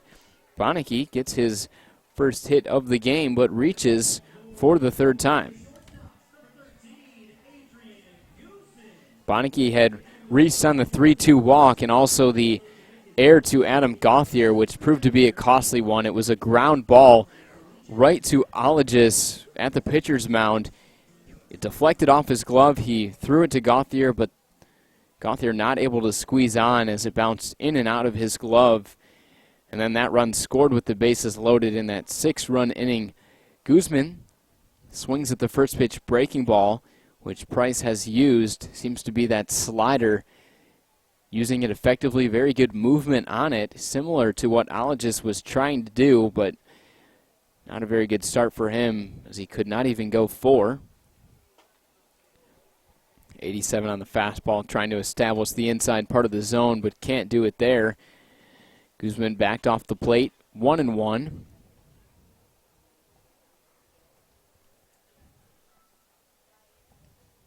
The 1-1 from the stretch.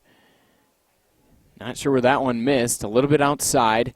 Once again, we've seen a very small strike zone from our home plate umpire this evening. Benecke on first, 1 for 2 on the base paths. Guzman skies one out to right. Alec Oland chases back into his right. He'll make the routine catch for out number 1.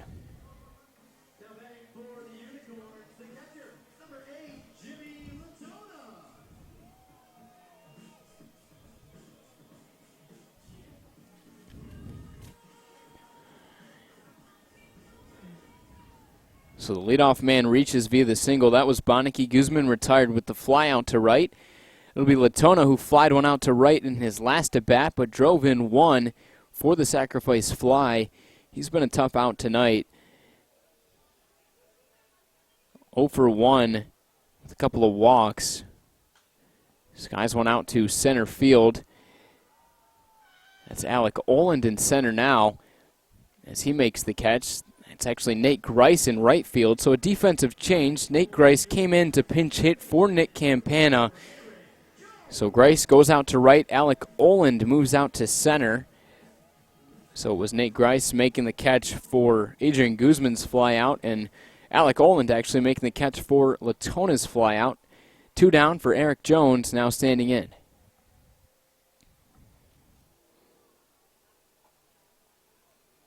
First pitch in there for a strike. Not a bad night for Jones thus far. Although 1 for 3, he does have the RBI double that drove in 2 in the 4th.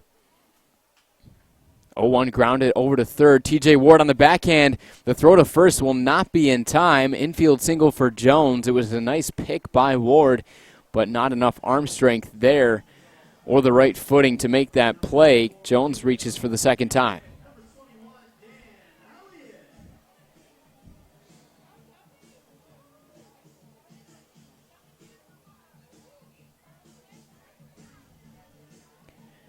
See what Dan Elliott can do. A good at bat in the 4th. Drove in the RBI single. He was actually the first batter that Price faced. Ologis beat Elliott the first couple of times with 2 strikeouts. First pitch. Change up. Hits the inside low corner.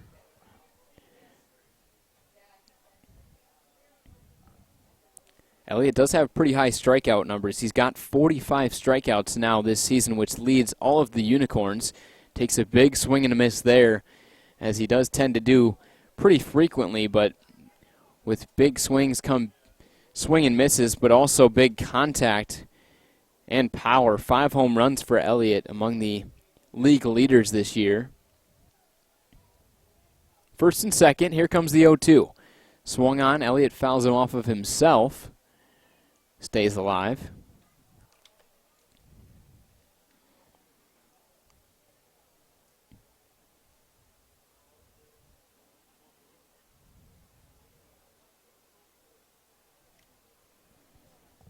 Elliott also has 11 walks, a .345 on-base percentage.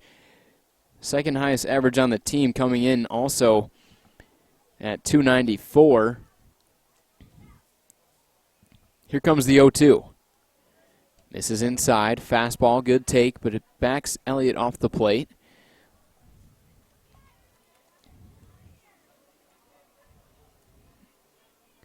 Elliott was also with the Unicorns last year. He had 5 home runs in 20 games, but only hit .213, so he's really picked it up with the batting average. Sends one into center field. Alec Oland fields it here, but the run should score. The throw to the plate is in time.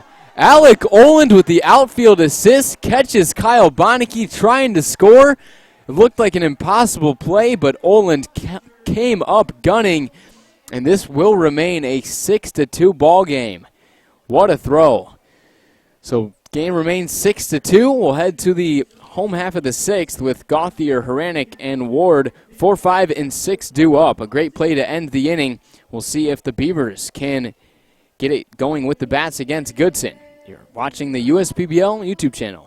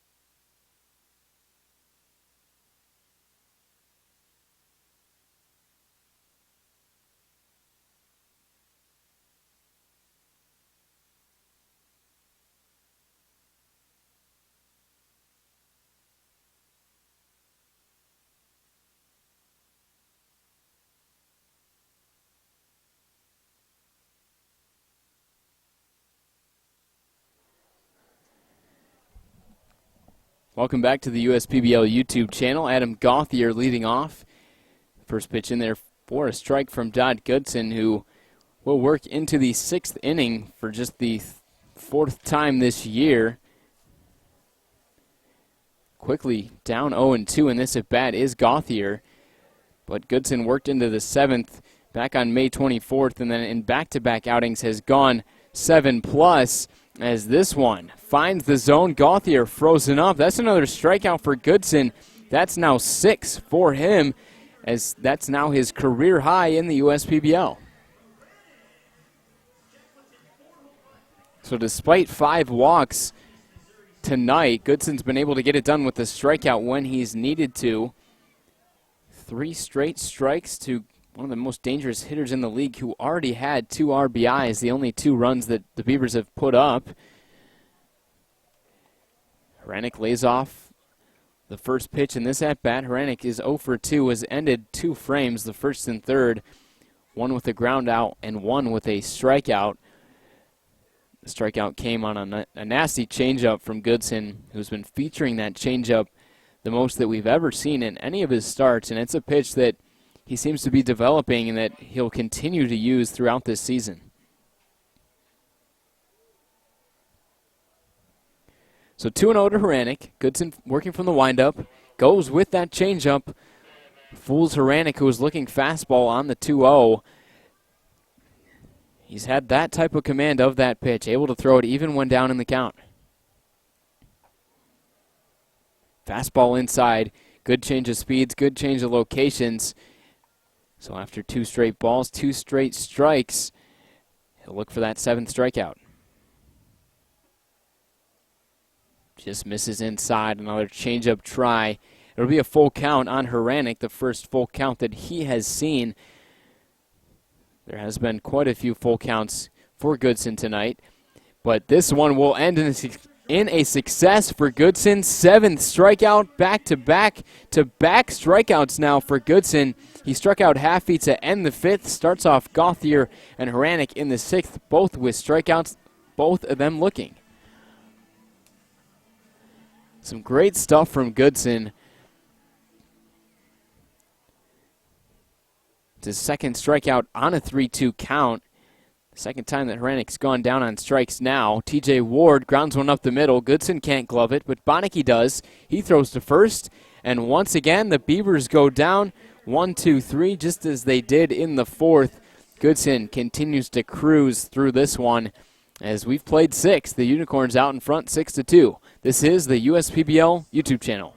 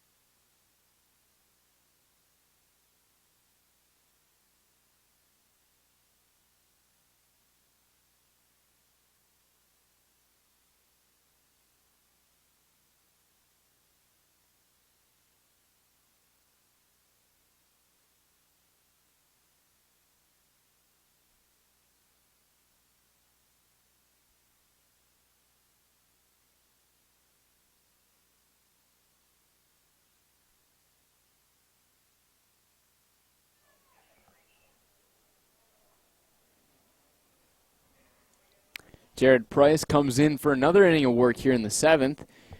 Ashton Barnes Ell digging in. Strike 1 to him. Breaking ball from Price. Second pitch in there. Another off-speed one. This one misses below the knees. Count evens at 1. Interesting inning for Unicorns. Last time they had 3 hits, but no runs in the inning.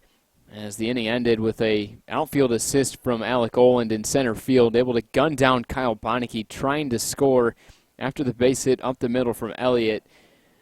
One of the best defensive plays we've seen all year, one that will definitely make the highlight reel next week. The 2-1, skied over to the right side. Looks like it's going to be out of play as Grice runs out of room down the right field line. But the count back even at 2. Barzell 2 for 3. Single to center field in the 4th, as well as a double into right in the 1st, but he did fly out in the 4th, which was his last at bat. Sends one into the outfield again, this time out to center. Oland makes the running catch. Good piece of contact from Barzell, just not where he wanted it. So 1 up and 1 down here for Jared Price.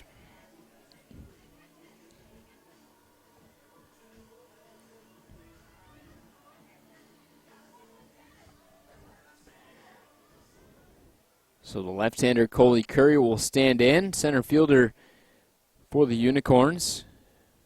0 for 2 with a walk. Looking for that first hit. 6 runs on 8 hits for Utica. 2 runs on just 1 hit for Birmingham Bloomfield. It's been a pretty sloppy game overall. 1 error for each team. Curry swings through this one. Count even now at 1.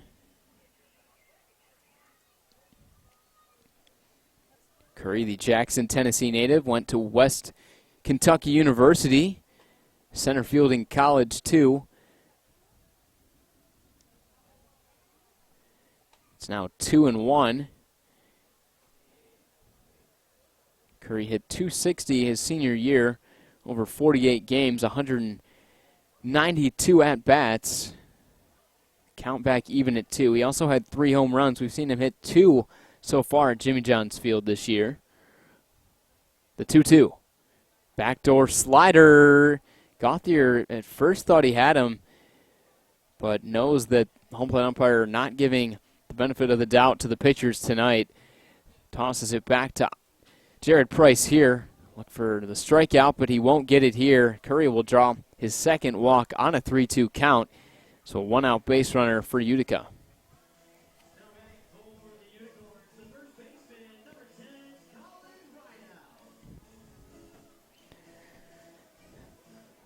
So here comes Colin Rideout.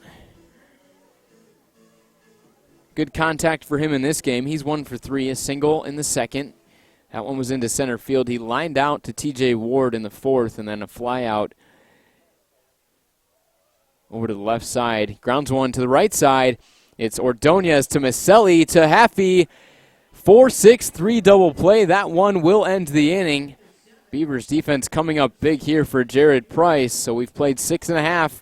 We'll see what Birmingham Bloomfield can do with the bats, trying to fight back into this game as they're down by 4. Ordonez, Kelly, and Grice, 7, 8, and 9 due up as we head to stretch time at Jimmy John's Field. You're watching the USPBL YouTube channel.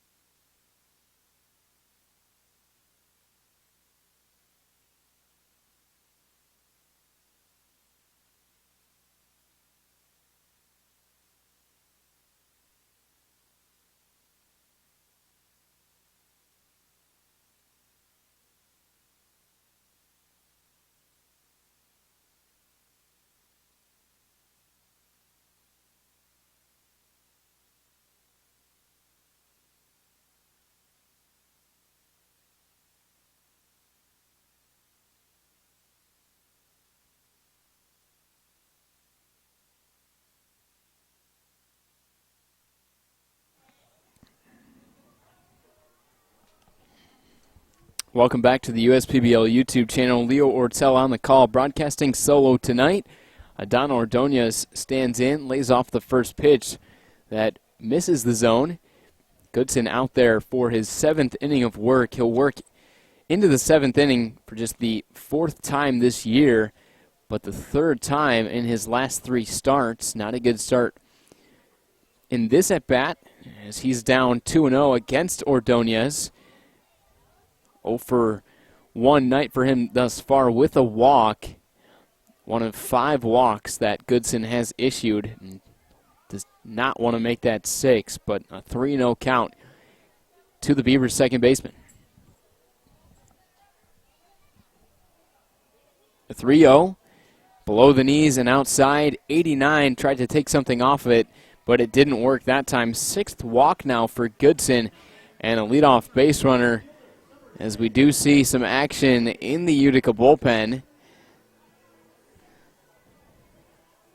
Looks to be Sam Cunningham Beard, the right-hander, warming up for Utica. We don't see any action in Birmingham Bloomfield's pen right now. So man on first, it's Justin Kelly, 0 for 2 for him. Skies one deep out to center field. Coley Curry ranging under it. as he backtracks and to his left makes the catch for out number 1. First pitch swinging, retires Justin Kelly.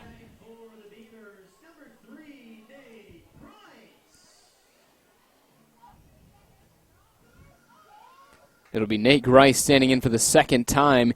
He came in to pinch hit for Campana after his first at bat in the second, but Grice struck out on 3 straight pitches from Goodson, who has now tallied a career high with 7.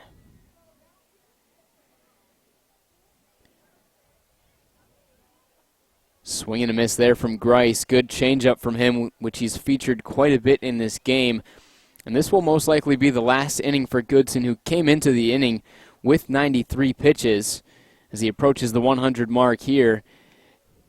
Grice lays off 92. Once again in there for called strike 2. Grice has only seen 5 pitches, all of them strikes, not looking to become a strikeout victim for the second time. Runner on first, 0-2 count. Cunningham Beard warming up in the pen. Goodson trying to stay in the game, and he gets the strikeout there. Nate Grice goes down for the second time. Has seen just 6 pitches, all of them strikes, and now 8 strikeouts for Goodson. His season high was 5, and he has now surpassed that by 3.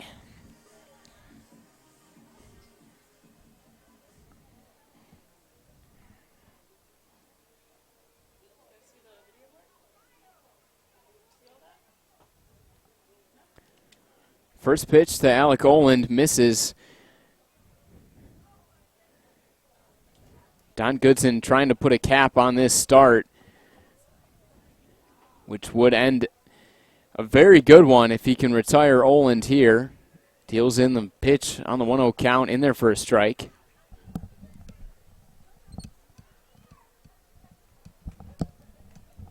Count even at 1.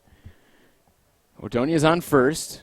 The 1-1 breaking ball from breaking ball there from Goodson misses.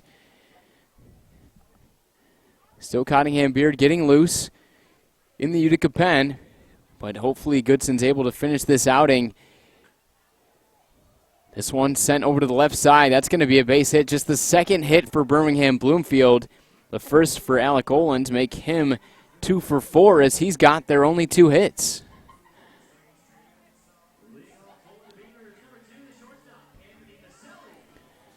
So the most pitches that Goodson had thrown in a start was 103 in his last one, and then the second most, 102 in his second to last one. And it looks like the day is going to be done for him at 6 2/3. Jim Estian gives him a nice pat on the back. The fans give Don Goodson a nice round of applause. It looks like it's going to be Sam Cunningham Beard coming into this game. We'll give you the final line for Goodson and tell you a little bit more about Cunningham Beard when we return on the USPBL YouTube channel.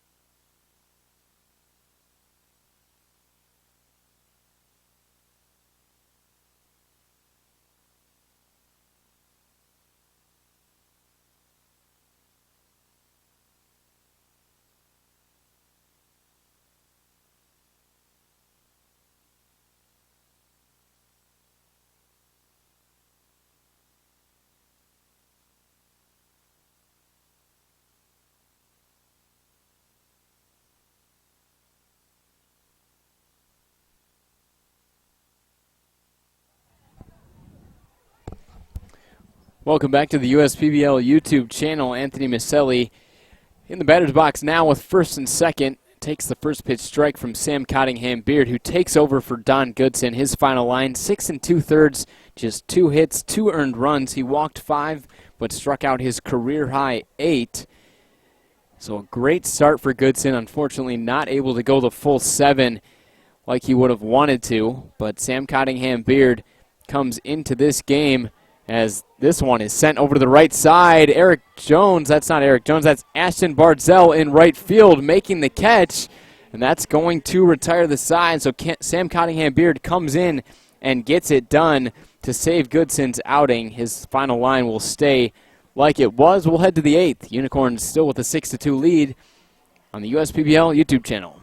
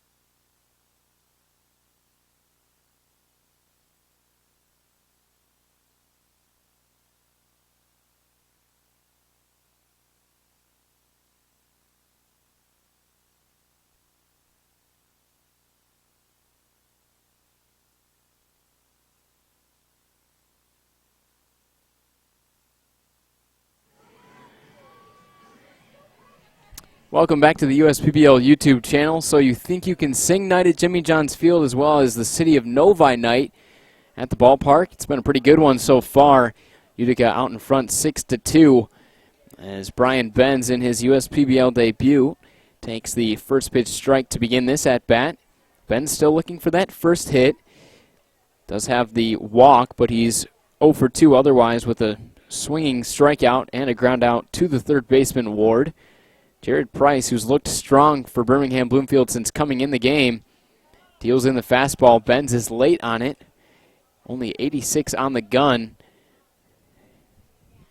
So Benz behind 0-2, the University at Cumberland's product. Here comes the 0-2 from Price. Fouls it off this time. Still a late swing on 87. Once again, the numbers for Brian Benz at Cumberland's 311, 18 home runs, 43 driven in, a .413 on-base percentage in 2019. So great numbers for him in NAIA baseball. As the 0-2 misses outside, it's now 1-2. Benz, like I said, has that very closed stance. Front foot definitely way off, more to the right in the batter's box. Ground ball up the middle. Anthony Miceli dives, comes up throwing to first, and it is in time. What a play by Anthony Miceli for out number 1. Great diving play, saves the base hit up the middle. Unfortunate there for Brian Benz. It would have been his first hit, but absolutely robbed by some better defense. The Boston College product getting it done.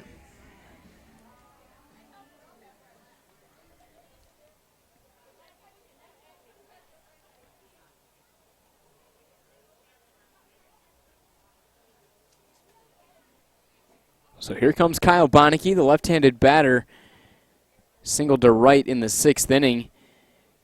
He's reached 3 times thus far. Once on the air, the wild play, the only error that Birmingham Bloomfield has in this ball game when Gauthier could not hold on to the throw from Ologis after he fielded it on the mound. But also, Benecke reached on the walk in the second, and this is what he does. Doesn't have that high of a batting average, but always seems to find a way on base. The 1-1 in there for a called strike. It's now 1-2. Benecke coming off an 0-for-3 night with a run and a walk against the Mammoths on Saturday. It was the last game for Utica. 5-4 loss. Definitely a tough one. And they definitely like to get back into that win column. Sitting at 500 right now, 17-17 at the top of their division, but now third in the league. Benecke swings through that pitch. Another strikeout for Jared Price. And actually, now as I take a look at the box score, that's his first strikeout in this outing. Ologis had 3 strikeouts, but Price, since coming in all the way back in the 4th, didn't have any strikeouts in the 5th, 6th, or 7th. But Benecke will become his first victim, and that's out number 2. So the game was moving along pretty slowly towards the beginning, but the pitchers have really buckled down here. Price has done a great job since coming in, keeping his team in the game. The offense just has not been able to do much. Guzman lays off the first pitch. It was 1 run for Birmingham Bloomfield in the first. They scored 1 in the third, so they were ahead 2-0. Utica came up with that big 6 spot in the 4th. But since then, 3 straight innings, both teams held scoreless. Offense not doing much. We've seen a lot of walks in this game, too. Just not much doing for either offense outside of the 1st, 3rd, or 4th innings. Guzman fouls off the 1-1, back to the protective netting behind home plate.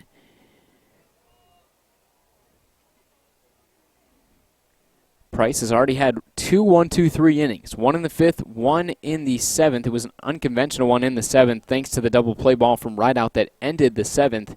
But looking to do it here in the 8th, that pitch won't do it.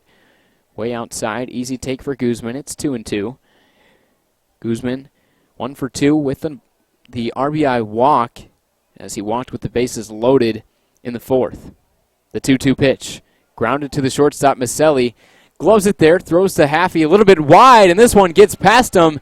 And this one hits off the dugout down the first base line. Guzman will move up to second, so Miceli, after a web gem to begin this inning against Brian Benz, makes the wild throw as Guzman will reach on the second error of the game here for Utica.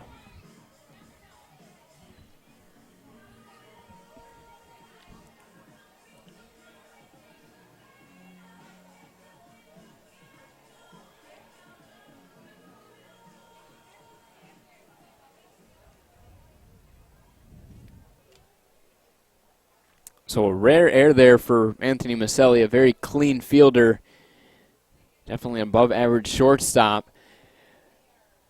So that's Guzman on second. It's Jimmy Letona back to the top of the lineup. He lays off, takes the first pitch ball.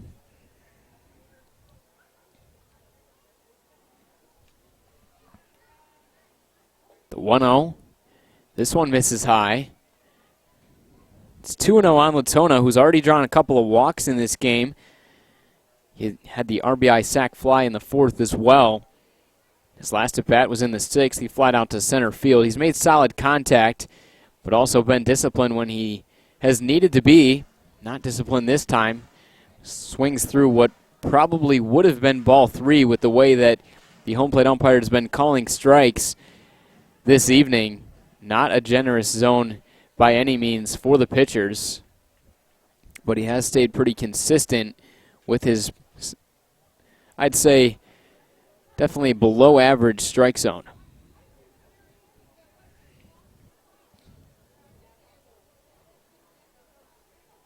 Letona looking for that first hit.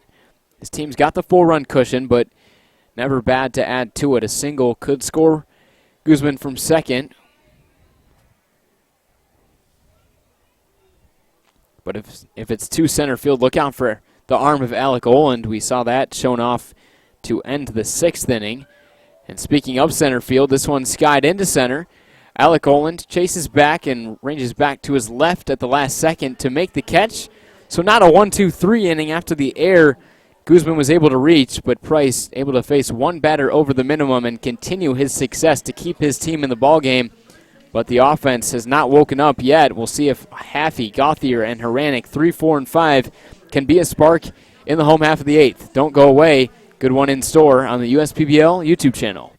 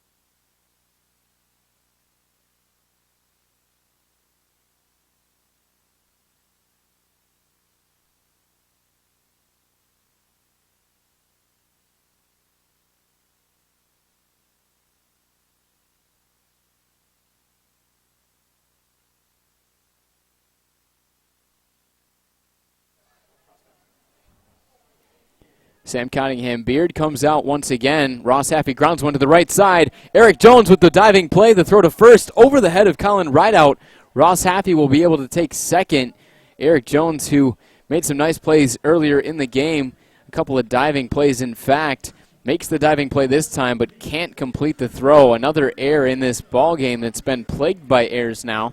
4 between the two teams, 2 apiece, and this one not a good one to start off the 8th inning here, as Happy will reach second. Should have been 1 down, but now no down. Adam Gauthier will stand in with the man on second. He's already got 2 RBIs, but is 0 for 2. Ground out, sac fly, and then a strikeout looking against Don Goodson. So the first time he's facing Sam Cunningham Beard, he takes the first pitch. Look to miss the zone. The 1-0. Once again, actually this time in there for a strike. Looked to be a little bit high and outside, but perhaps the home plate umpire becoming a little bit more generous with his strike zone as the game progresses. The 1-1, a little bit higher that time.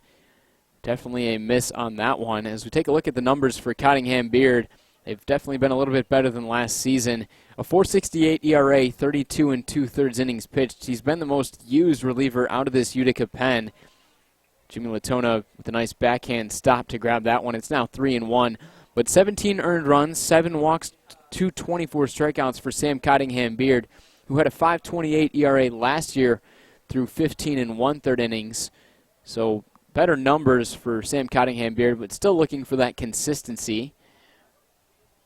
Good hitters count for Gauthier. 3-1. This one skied into deep left center field. Curry chasing back. He can't make the catch as it hops over the wall. And I'm not sure if that's going to be ruled a ground rule double or not. Looks like Ross Haffey is going to score for the time being. Waiting for the official signal from the infield umpire. And I'm not sure actually if that one skipped over the wall or not. It appears that's just going to be a double, and it looks like it's going to score the run.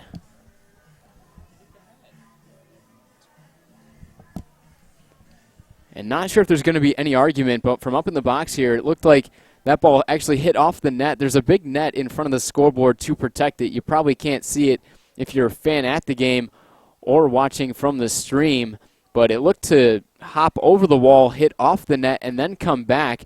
It should have been second and third had that have happened, but Haffey does score on the double. It's now a 6-3 ball game as Hranek swings through the first pitch that he sees in this at-bat. So runner on second. Hranek can't hold back this time. Check swing, hits off of his bat, and hits the back of the netting. So Gauthier able to get it done again, his third RBI. Beavers have scored just 3, but another chance to strike with the man on second. Hranek 0 for 3 with a couple of strikeouts.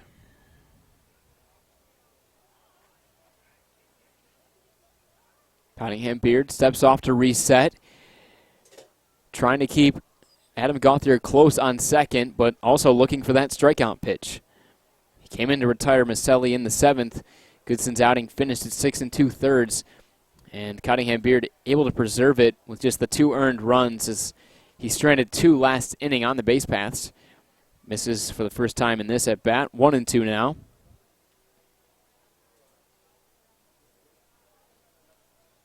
That pitch in the dirt. Good stop once again by Jimmy Letona. He's had a busy night back there, not only as far as balls in the dirt, but just long at-bats in general. Goodson, who turned in the great start with just 2 hits, 2 earned runs over 6 2/3 with 8 strikeouts, his season high, did walk 5 batters, so pretty high walk numbers. It's been tough for both catchers behind the plate tonight. The 2-2. Just misses the inside corner. Borderline pitch right there. Cunningham Beard does not get the call. Hranek had a 3-2 count in the 5th and struck out looking against Sam Cunningham Beard for his 7th strikeout as he finished with 8. We'll see what happens here on the 3-2. This one misses outside, and he walks him. So Cunningham Beard will tally his first walk. It's now 1st and 2nd.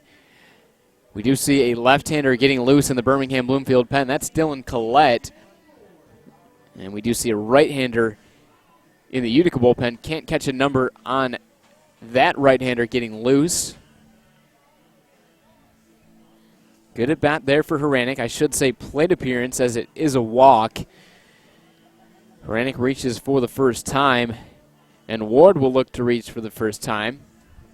0 for 3 night for him, a rare one,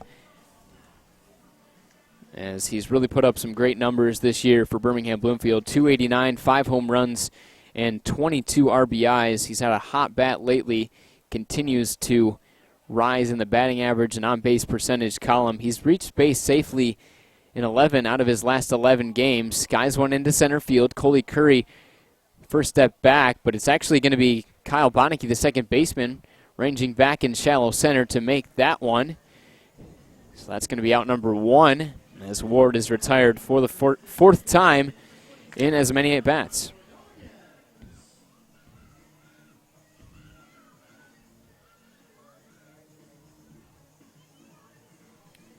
Here comes Adon Ordonez. Not a bad night for him. A couple of walks and almost singled, but it was a great diving play from Erik Jones in the 4th that saved that from being a single.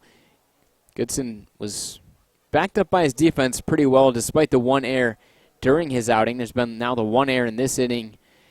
Of course, in the outing of Sam Cunningham Beard. First pitch to Ordonez. Misses high. Ordonez has not seen a lot of strikes so far. Continues to get on base. 259 average, but a 368 on-base percentage. One of those guys with the on-base percentage over 100 points above his average. Shows signs of discipline.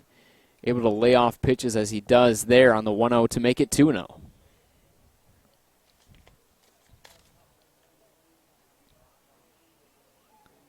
So Sam Cunningham Beard in a tough spot. 1st and 2nd from the stretch, the 2-0. That one's right down Broadway. Pretty good location on it, not too high. Sam Cunningham Beard, the native out of Oak Park, Illinois, went to Western Illinois University, was used as a relief pitcher there. Ordonez grounds one foul into the Birmingham Bloomfield dugout down the third base side. Birmingham Bloomfield in their home white uniforms, the pinstripes, and Utica in their away purple jerseys with the gray bottoms. Nice purple socks as well. One down, 2-2. First and second. The pitch just misses outside. Off speed from Goodson, just off the plate. One that has not been called by our home plate umpire this evening. It's a full count for Ordonez. He walked on 4 straight in the 7th. Has to put in a little bit more work to earn his way on this time. It's 3-2. The offering inside. Another walk. The second now in this inning, and that's going to load the bases. It'll be Justin Kelly coming up with the bases loaded. He represents the potential go-ahead run as it's 6-3. Utica with the lead. And now it looks like Jim Essien is going to make a pitching change here. Cunningham Beard will be taken out of this ball game and leave the bases loaded, as it looks like it's going to be a right-hander coming in. So bases loaded. Justin Kelly will come up looking for his first hit, as a right-hander will take over for Sam Cunningham Beard. We'll be back shortly on the USPBL YouTube channel.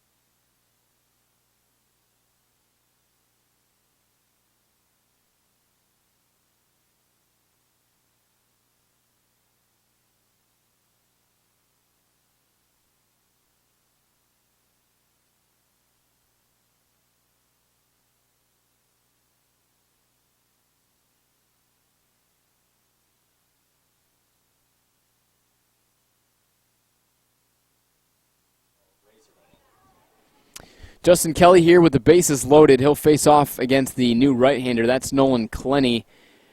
Tough spot for him with the bases loaded. Misses the first pitch here. Kelly with an 0-for-3 night with a strikeout. Lays off the 1-0, but it finds the outside corner. Clenny has posted a .421 ERA, a 2-2 record over 10 appearances, 3 starts, 25 2/3 innings pitched for him, as Kelly fouls off the 1-1 to make it 1-2, but 24 hits given up, 12 earned runs, 16 runs total, 21 strikeouts to 11 walks. Opponents are hitting .240 against him. 5 extra base hits total, 4 doubles, and 1 triple. Has not given up a home run. The 1-2, grounded softly to the left side. That one's going to roll foul. As Adam Gauthier fields it in foul territory. He's on third. It's Jack Haranek on second, and Ordonez on first. The inning began with an error as Ross Haffey reached on the error from Erik Jones. And then Adam Gauthier with the double drove in Haffey. Since then, a walk to Haranek. TJ Ward popped out for the only out in this inning, and then the 3-2 walk to Ordonez gave him the free pass, which loaded the bases. Kelly lays off the 1-2. It's now 2-2. Kelly struck out in the second, flied out to the left fielder in the fourth, and then flied out on the first pitch swinging into center in the seventh. 2-2 pitch fouled off. Just staying alive is Kelly. Clenny will try it for one more. Working from the windup with the bases loaded. Runners all with sizable leads. This one grounded to third. It's going to roll foul. Takes a weird hop off the dirt.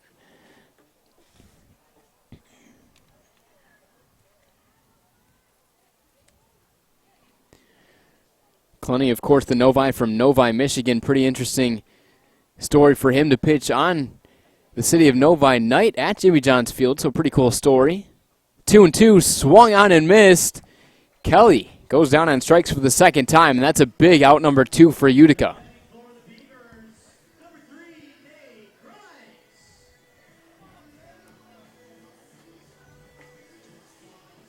So Nolan Clenny comes in, gets the first out. Half the job is done. See if he can finish the other half against Nate Grice. 0 for 2, 6 pitches seen, 2 strikeouts, so he's seen all strikes, but has not been able to put the ball in play. Takes that one, the first ball that he's seen. Good stop by Letona, keeps it in front of him to save possibly a run. Clenny attended North Carolina State University. He was used as a relief pitcher in 2018 and 2019 there, posting really good numbers, a 2.25 ERA in 2019. Grice lays off the 1-0, but it's in there for a called strike right at the knees. Before attending North Carolina State, Clenny went to Brunswick Community College, led them to the National Junior College Division II World Series in 2016, but then ended up going on to play Division I ball. Good numbers there. Decent numbers so far in the USPBL. This one gets past Letona, and the run will score. That's Adam Gauthier touching home plate. Ordonez also moves up to second, and Haranek moves up to third. So just like that, it's a 6-4 game. That run will be charged to Cunningham Beard, who threw just 2/3 of an inning so far, giving up just 1 hit, 2 runs now, 1 of them earned. Of course, there was the error that began this inning, so Haranek would not have scored, but 2 walks and no strikeouts for Cunningham Beard. A tough outing for him. Clenny looking to escape the jam, could do so with 1 pitch, but with 1 swing of the bat, Grice could also tie this game. The 2-2. Fouls it off, back to the right side of the screen.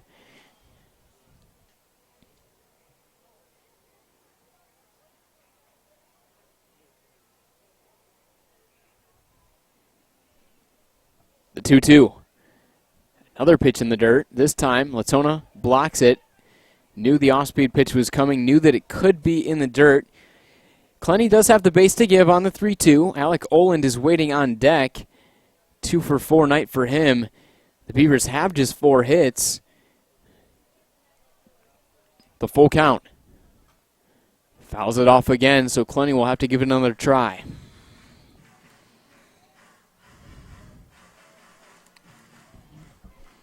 So the Novi, Michigan native Clenny facing off against the Sterling Heights native Grice. Local Michigan battle. Let's see who wins it. The 3-2 swung on and missed. Grice goes down on strikes for the 3rd time. Clenny does throw the 1 wild pitch as the run will be charged to Sam Cunningham Beard, but the Beavers do put up 2 in the inning. 1 on the RBI double from Gauthier and 1 on the wild pitch from Clenny. It's now a 6-4 ball game as we head to the 9th. Hold on to your seats. Don't go away. Exciting 9th inning coming up here on the USPBL YouTube channel.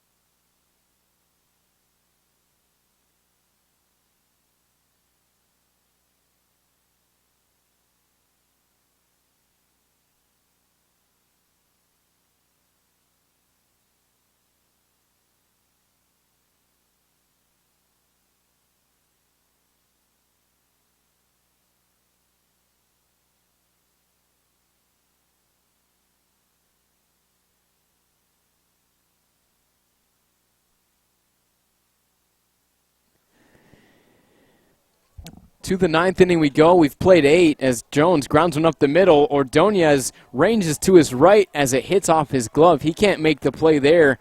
Jones will reach for the 3rd time in his last 3 at-bats. We'll see if that one will go down as a single, but it was definitely a tough play there for Ordonez. It should go as a base hit. Make Jones 3 for 5 with a double, a couple of RBIs, and a couple of singles too.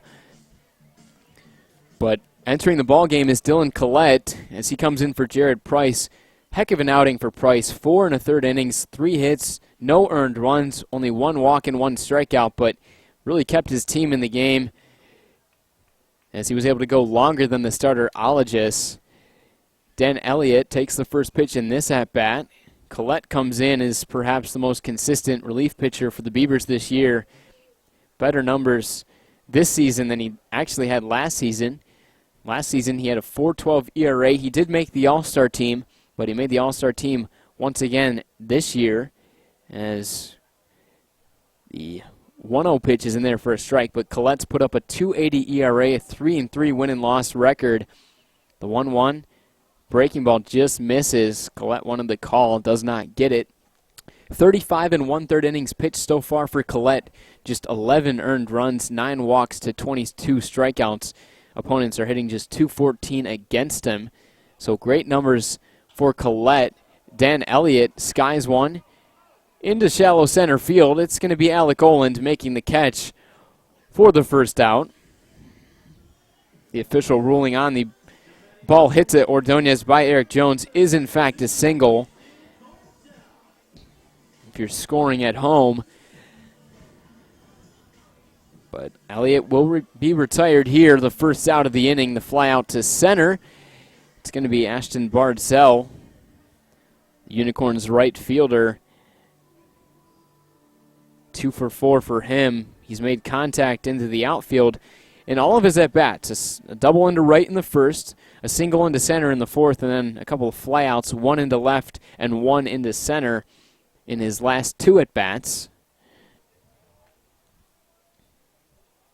Favorable matchup here for Bardzell, the righty against the lefty Collette. Breaking ball doesn't break quite enough there as it misses high. Dylan Collette, the Albany, New York native, went to University at Massachusetts Dartmouth. He was used in these late inning roles, very consistent throughout last season, and has pretty much worked his way into the closer role for Birmingham Bloomfield. Solid lefty with a good arm. Out of this pen for Chris Newell, looking for that save. Lays off that one this time. It is in there for a strike. It's now 1-2, so Collette ahead of Bardzell. Collette's got 3 saves, looking for his 4th. Runner on first, the 1-2. Breaking ball, skied into center field. Routine for Alec Oland. He'll make the catch there for his second putout of the inning. As now 2 down. And not a save situation actually here for Dylan Collette, who does have the 3 saves. But if his team can gain the lead, I'm sure he'll be back out for a possible 10th inning. But we'll have to see what the offense can do for Birmingham Bloomfield in the bottom half of the 9th. But for now, runner on first, Coley Curry with 2 down. Runner takes off. Throw down from Gauthier is not in time. That'll be a stolen base there for Erik Jones.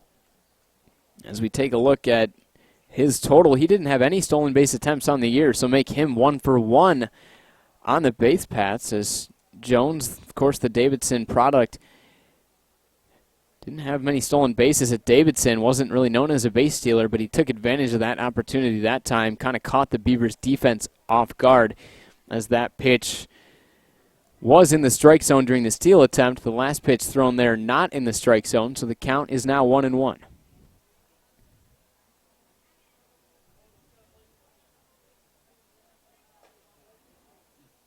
Curry lays off, but it's in there for called strike 2. Curry's got a couple of walks, but also a fly out to right and a ground out. 2 for 4 as far as reaching base, but 0 for 2 overall with the 2 walks. Sends one into center field. It's going to be Erik Jones backtracking, makes a nice running catch as he records his 3rd putout in the inning. We'll head to the bottom of the 9th inning as it looks like it's going to be the top of the lineup due up for Birmingham Bloomfield, looking to get it done here. They'll try to fight back into this ball game, but a tall task ahead for Nolan Clenny to try to close it out. Don't go away. We head to the bottom of the 9th coming up on the USPBL YouTube channel.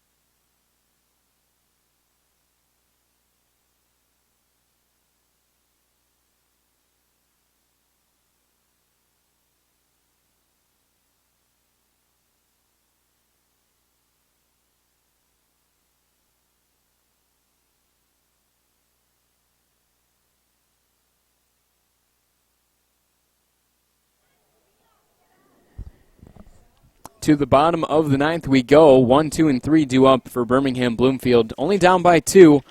Nolan Clenny in for his 2nd inning of work after coming in for Sam Cunningham Beard in the last frame. Erik Jones lays off the first pitch and also lays off the second, both of them missing the zone. Jones had a single in his last at bat, 2 for 4. He's got 2 of the 4 Birmingham Bloomfield hits tonight. Lays off again, but that one's in there for strike 1. Beavers got us put together a rally here, and this ball could start the rally, but instead Ashton Barnes Ell makes the running catch. Looked like solid contact from Jones, initially headed towards that right center field gap, but Barnes Ell able to close the gap and catch it for out number 1.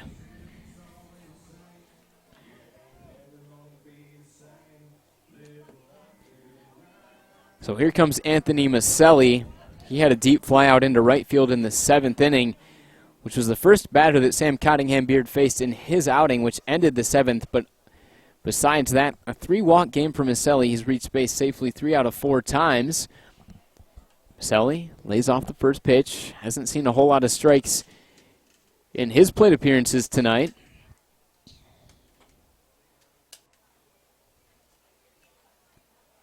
The 1-0 misses outside. It's 2-0. Clenny came in last inning, got Kelly to strike out, threw a wild pitch, as it was Gauthier who scored during the plate appearance of Grice, but Grice ended up going down swinging. So 2 strikeouts already for Clenny, but this could be walk number 1 if he throws another ball to Miceli in this at-bat. He's down 3-0. And waiting for the call, but that one is in there for a strike. Miceli thought he had the walk initially, but called a strike. It's now 3-1. Good hitters count. Lays off again. Miceli knows that one's a strike. Just didn't like the pitch on the 3-1 count. Didn't pull the trigger. Not the one he wanted. So from 3-0 to 3-2. And the pitch. Skied out to shallow center field. Coley Curry ranging in. And he's not going to be able to make the catch. Miceli will get his first hit here as he reaches base for the 4th time. So he's done what he's needed to at the top of this lineup. Justin Wiley, of course, getting the sit as he's usually in the 2 spot. The product out of Arizona, playing there for 1 season after attending San Diego State for 3 seasons. Who knows if he could make a possible pinch hit call in this situation, but not obviously with this man standing in, Ross Haffey, but possibly later in the inning if it got to that point. But anyway, runner on first. Haffey lays off for ball one. Couple of walks for Haffey too, but also a couple of strikeouts, 0 for 2. Struck out on a changeup and a curveball, both of them victims of Don Goodson, the starter. Letona can't squeeze that one, but it is in for strike one. Miceli's got good speed on first. Haffey represents the tying run at the plate. The 1-1 hits the zone. Haffey knew that one was in there, not questioning strike two. He's going to have to look to put something in play. He's a guy that could tie the game with one swing of the bat. He's got that kind of power. Fouls off the breaking ball, coming in at 81.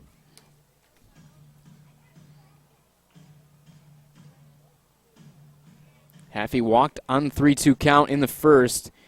And actually, it wasn't a walk for him in the eighth. He's only got the one walk. It was an error on the third baseman, Jones. Runner on first, one down, 1-2. Clenny takes a long pause.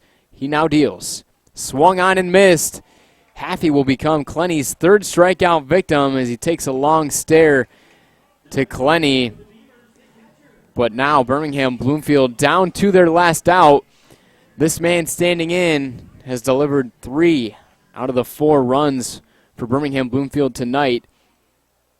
He's only got the one hit, but an RBI groundout, an RBI sac fly, and then the RBI double his last time. Rolls one over to Guzman with 2 down.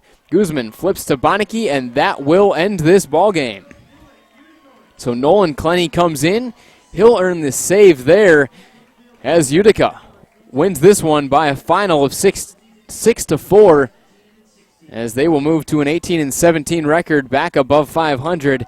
The first place Birmingham Bloomfield Beavers, actually I should say second place now Birmingham Bloomfield Beavers, move to 17-16. So the standings ever closer as we continue throughout the season. The final game here in July on this beautiful Wednesday for baseball. Of course, the So You Think You Can Sing night promotion, as well as the City of Novi Day, ends in a hometown Utica victory. So picking up the win is going to be Don Goodson. He goes 6 2/3, giving up just 2 hits, 2 earned runs, 5 walks, and 8 strikeouts. So high walk numbers, but tallies his career high in strikeouts with 8. A great performance for him, as it looks like the loss will be in fact handed to Kyle Allegis, who went just 3 2/3, giving up 4 hits, 5 earned runs. He walked 6 and only struck out 3. So he gets the loss there, as Goodson will pick up his second victory of the season. He moves to 2-1. Allegis moves to 2-3. Offensively for the Beavers, Gauthier was really the only guy who could produce as he drove in 3 runs. But for the Unicorns, Erik Jones came up with a pretty big game as he had the 2-run double. But it was really just that one inning for Utica. The 6 runs in the fourth was all that they needed. 6 runs in that inning, a sac fly from Letona, the RBI 2-run double for Jones. Elliott got it done with the single and an RBI. Benecke drove in the 1 run as it was an error against Gauthier. He was not able to squeeze on. Guzman had a RBI walk on the 3-2 count. So you look at it from Birmingham Bloomfield perspective, a tough game, but really just the 1 inning. But that's how it goes sometimes. Don Goodson just announced here at Jimmy John's Field as the USPBL player of the game. Once again, his final line, 6 2/3, 2 hits, 2 earned runs, 5 walks, and 8 strikeouts. So a great game here for Utica. The hometown fans happy about this victory. And as we take a look into the schedule for the rest of the week, it is going to be another matchup tomorrow night. Our first game in the month of August will be Birmingham Bloomfield back in action against Eastside. Be here for Andy Appleby bobblehead night and Thirsty Thursday presented by Dave & Buster's. Should be a great one, a great promotion with our first bobblehead giveaway of this season. The first 1,000 fans will receive an Andy Appleby bobblehead, of course. Appleby, our owner, commissioner, and CEO at Jimmy John's Field. And looking a little bit later into the week, Eastside will take on Westside in a fireworks spectacular on Friday. On Saturday, Utica will be back in action against Westside, as it'll be 70s night at Jimmy John's Field. And then our final game of the week on Sunday, Princesses and Pirates, presented by Fairy Tale Entertainment, and a Sunday fun day when the Diamond Hoppers take on the Unicorns. But everything all said and done here at Jimmy John's Field, Utica moves to 18-17. Birmingham Bloomfield moves to 17-16 as Don Goodson picks up the victory and player of the game honors. Another great start for him. Be sure to join me and Rich Borland back on the call tomorrow, as once again it will be Birmingham Bloomfield against Eastside. Thanks for tuning in tonight. Hope you guys have a great night.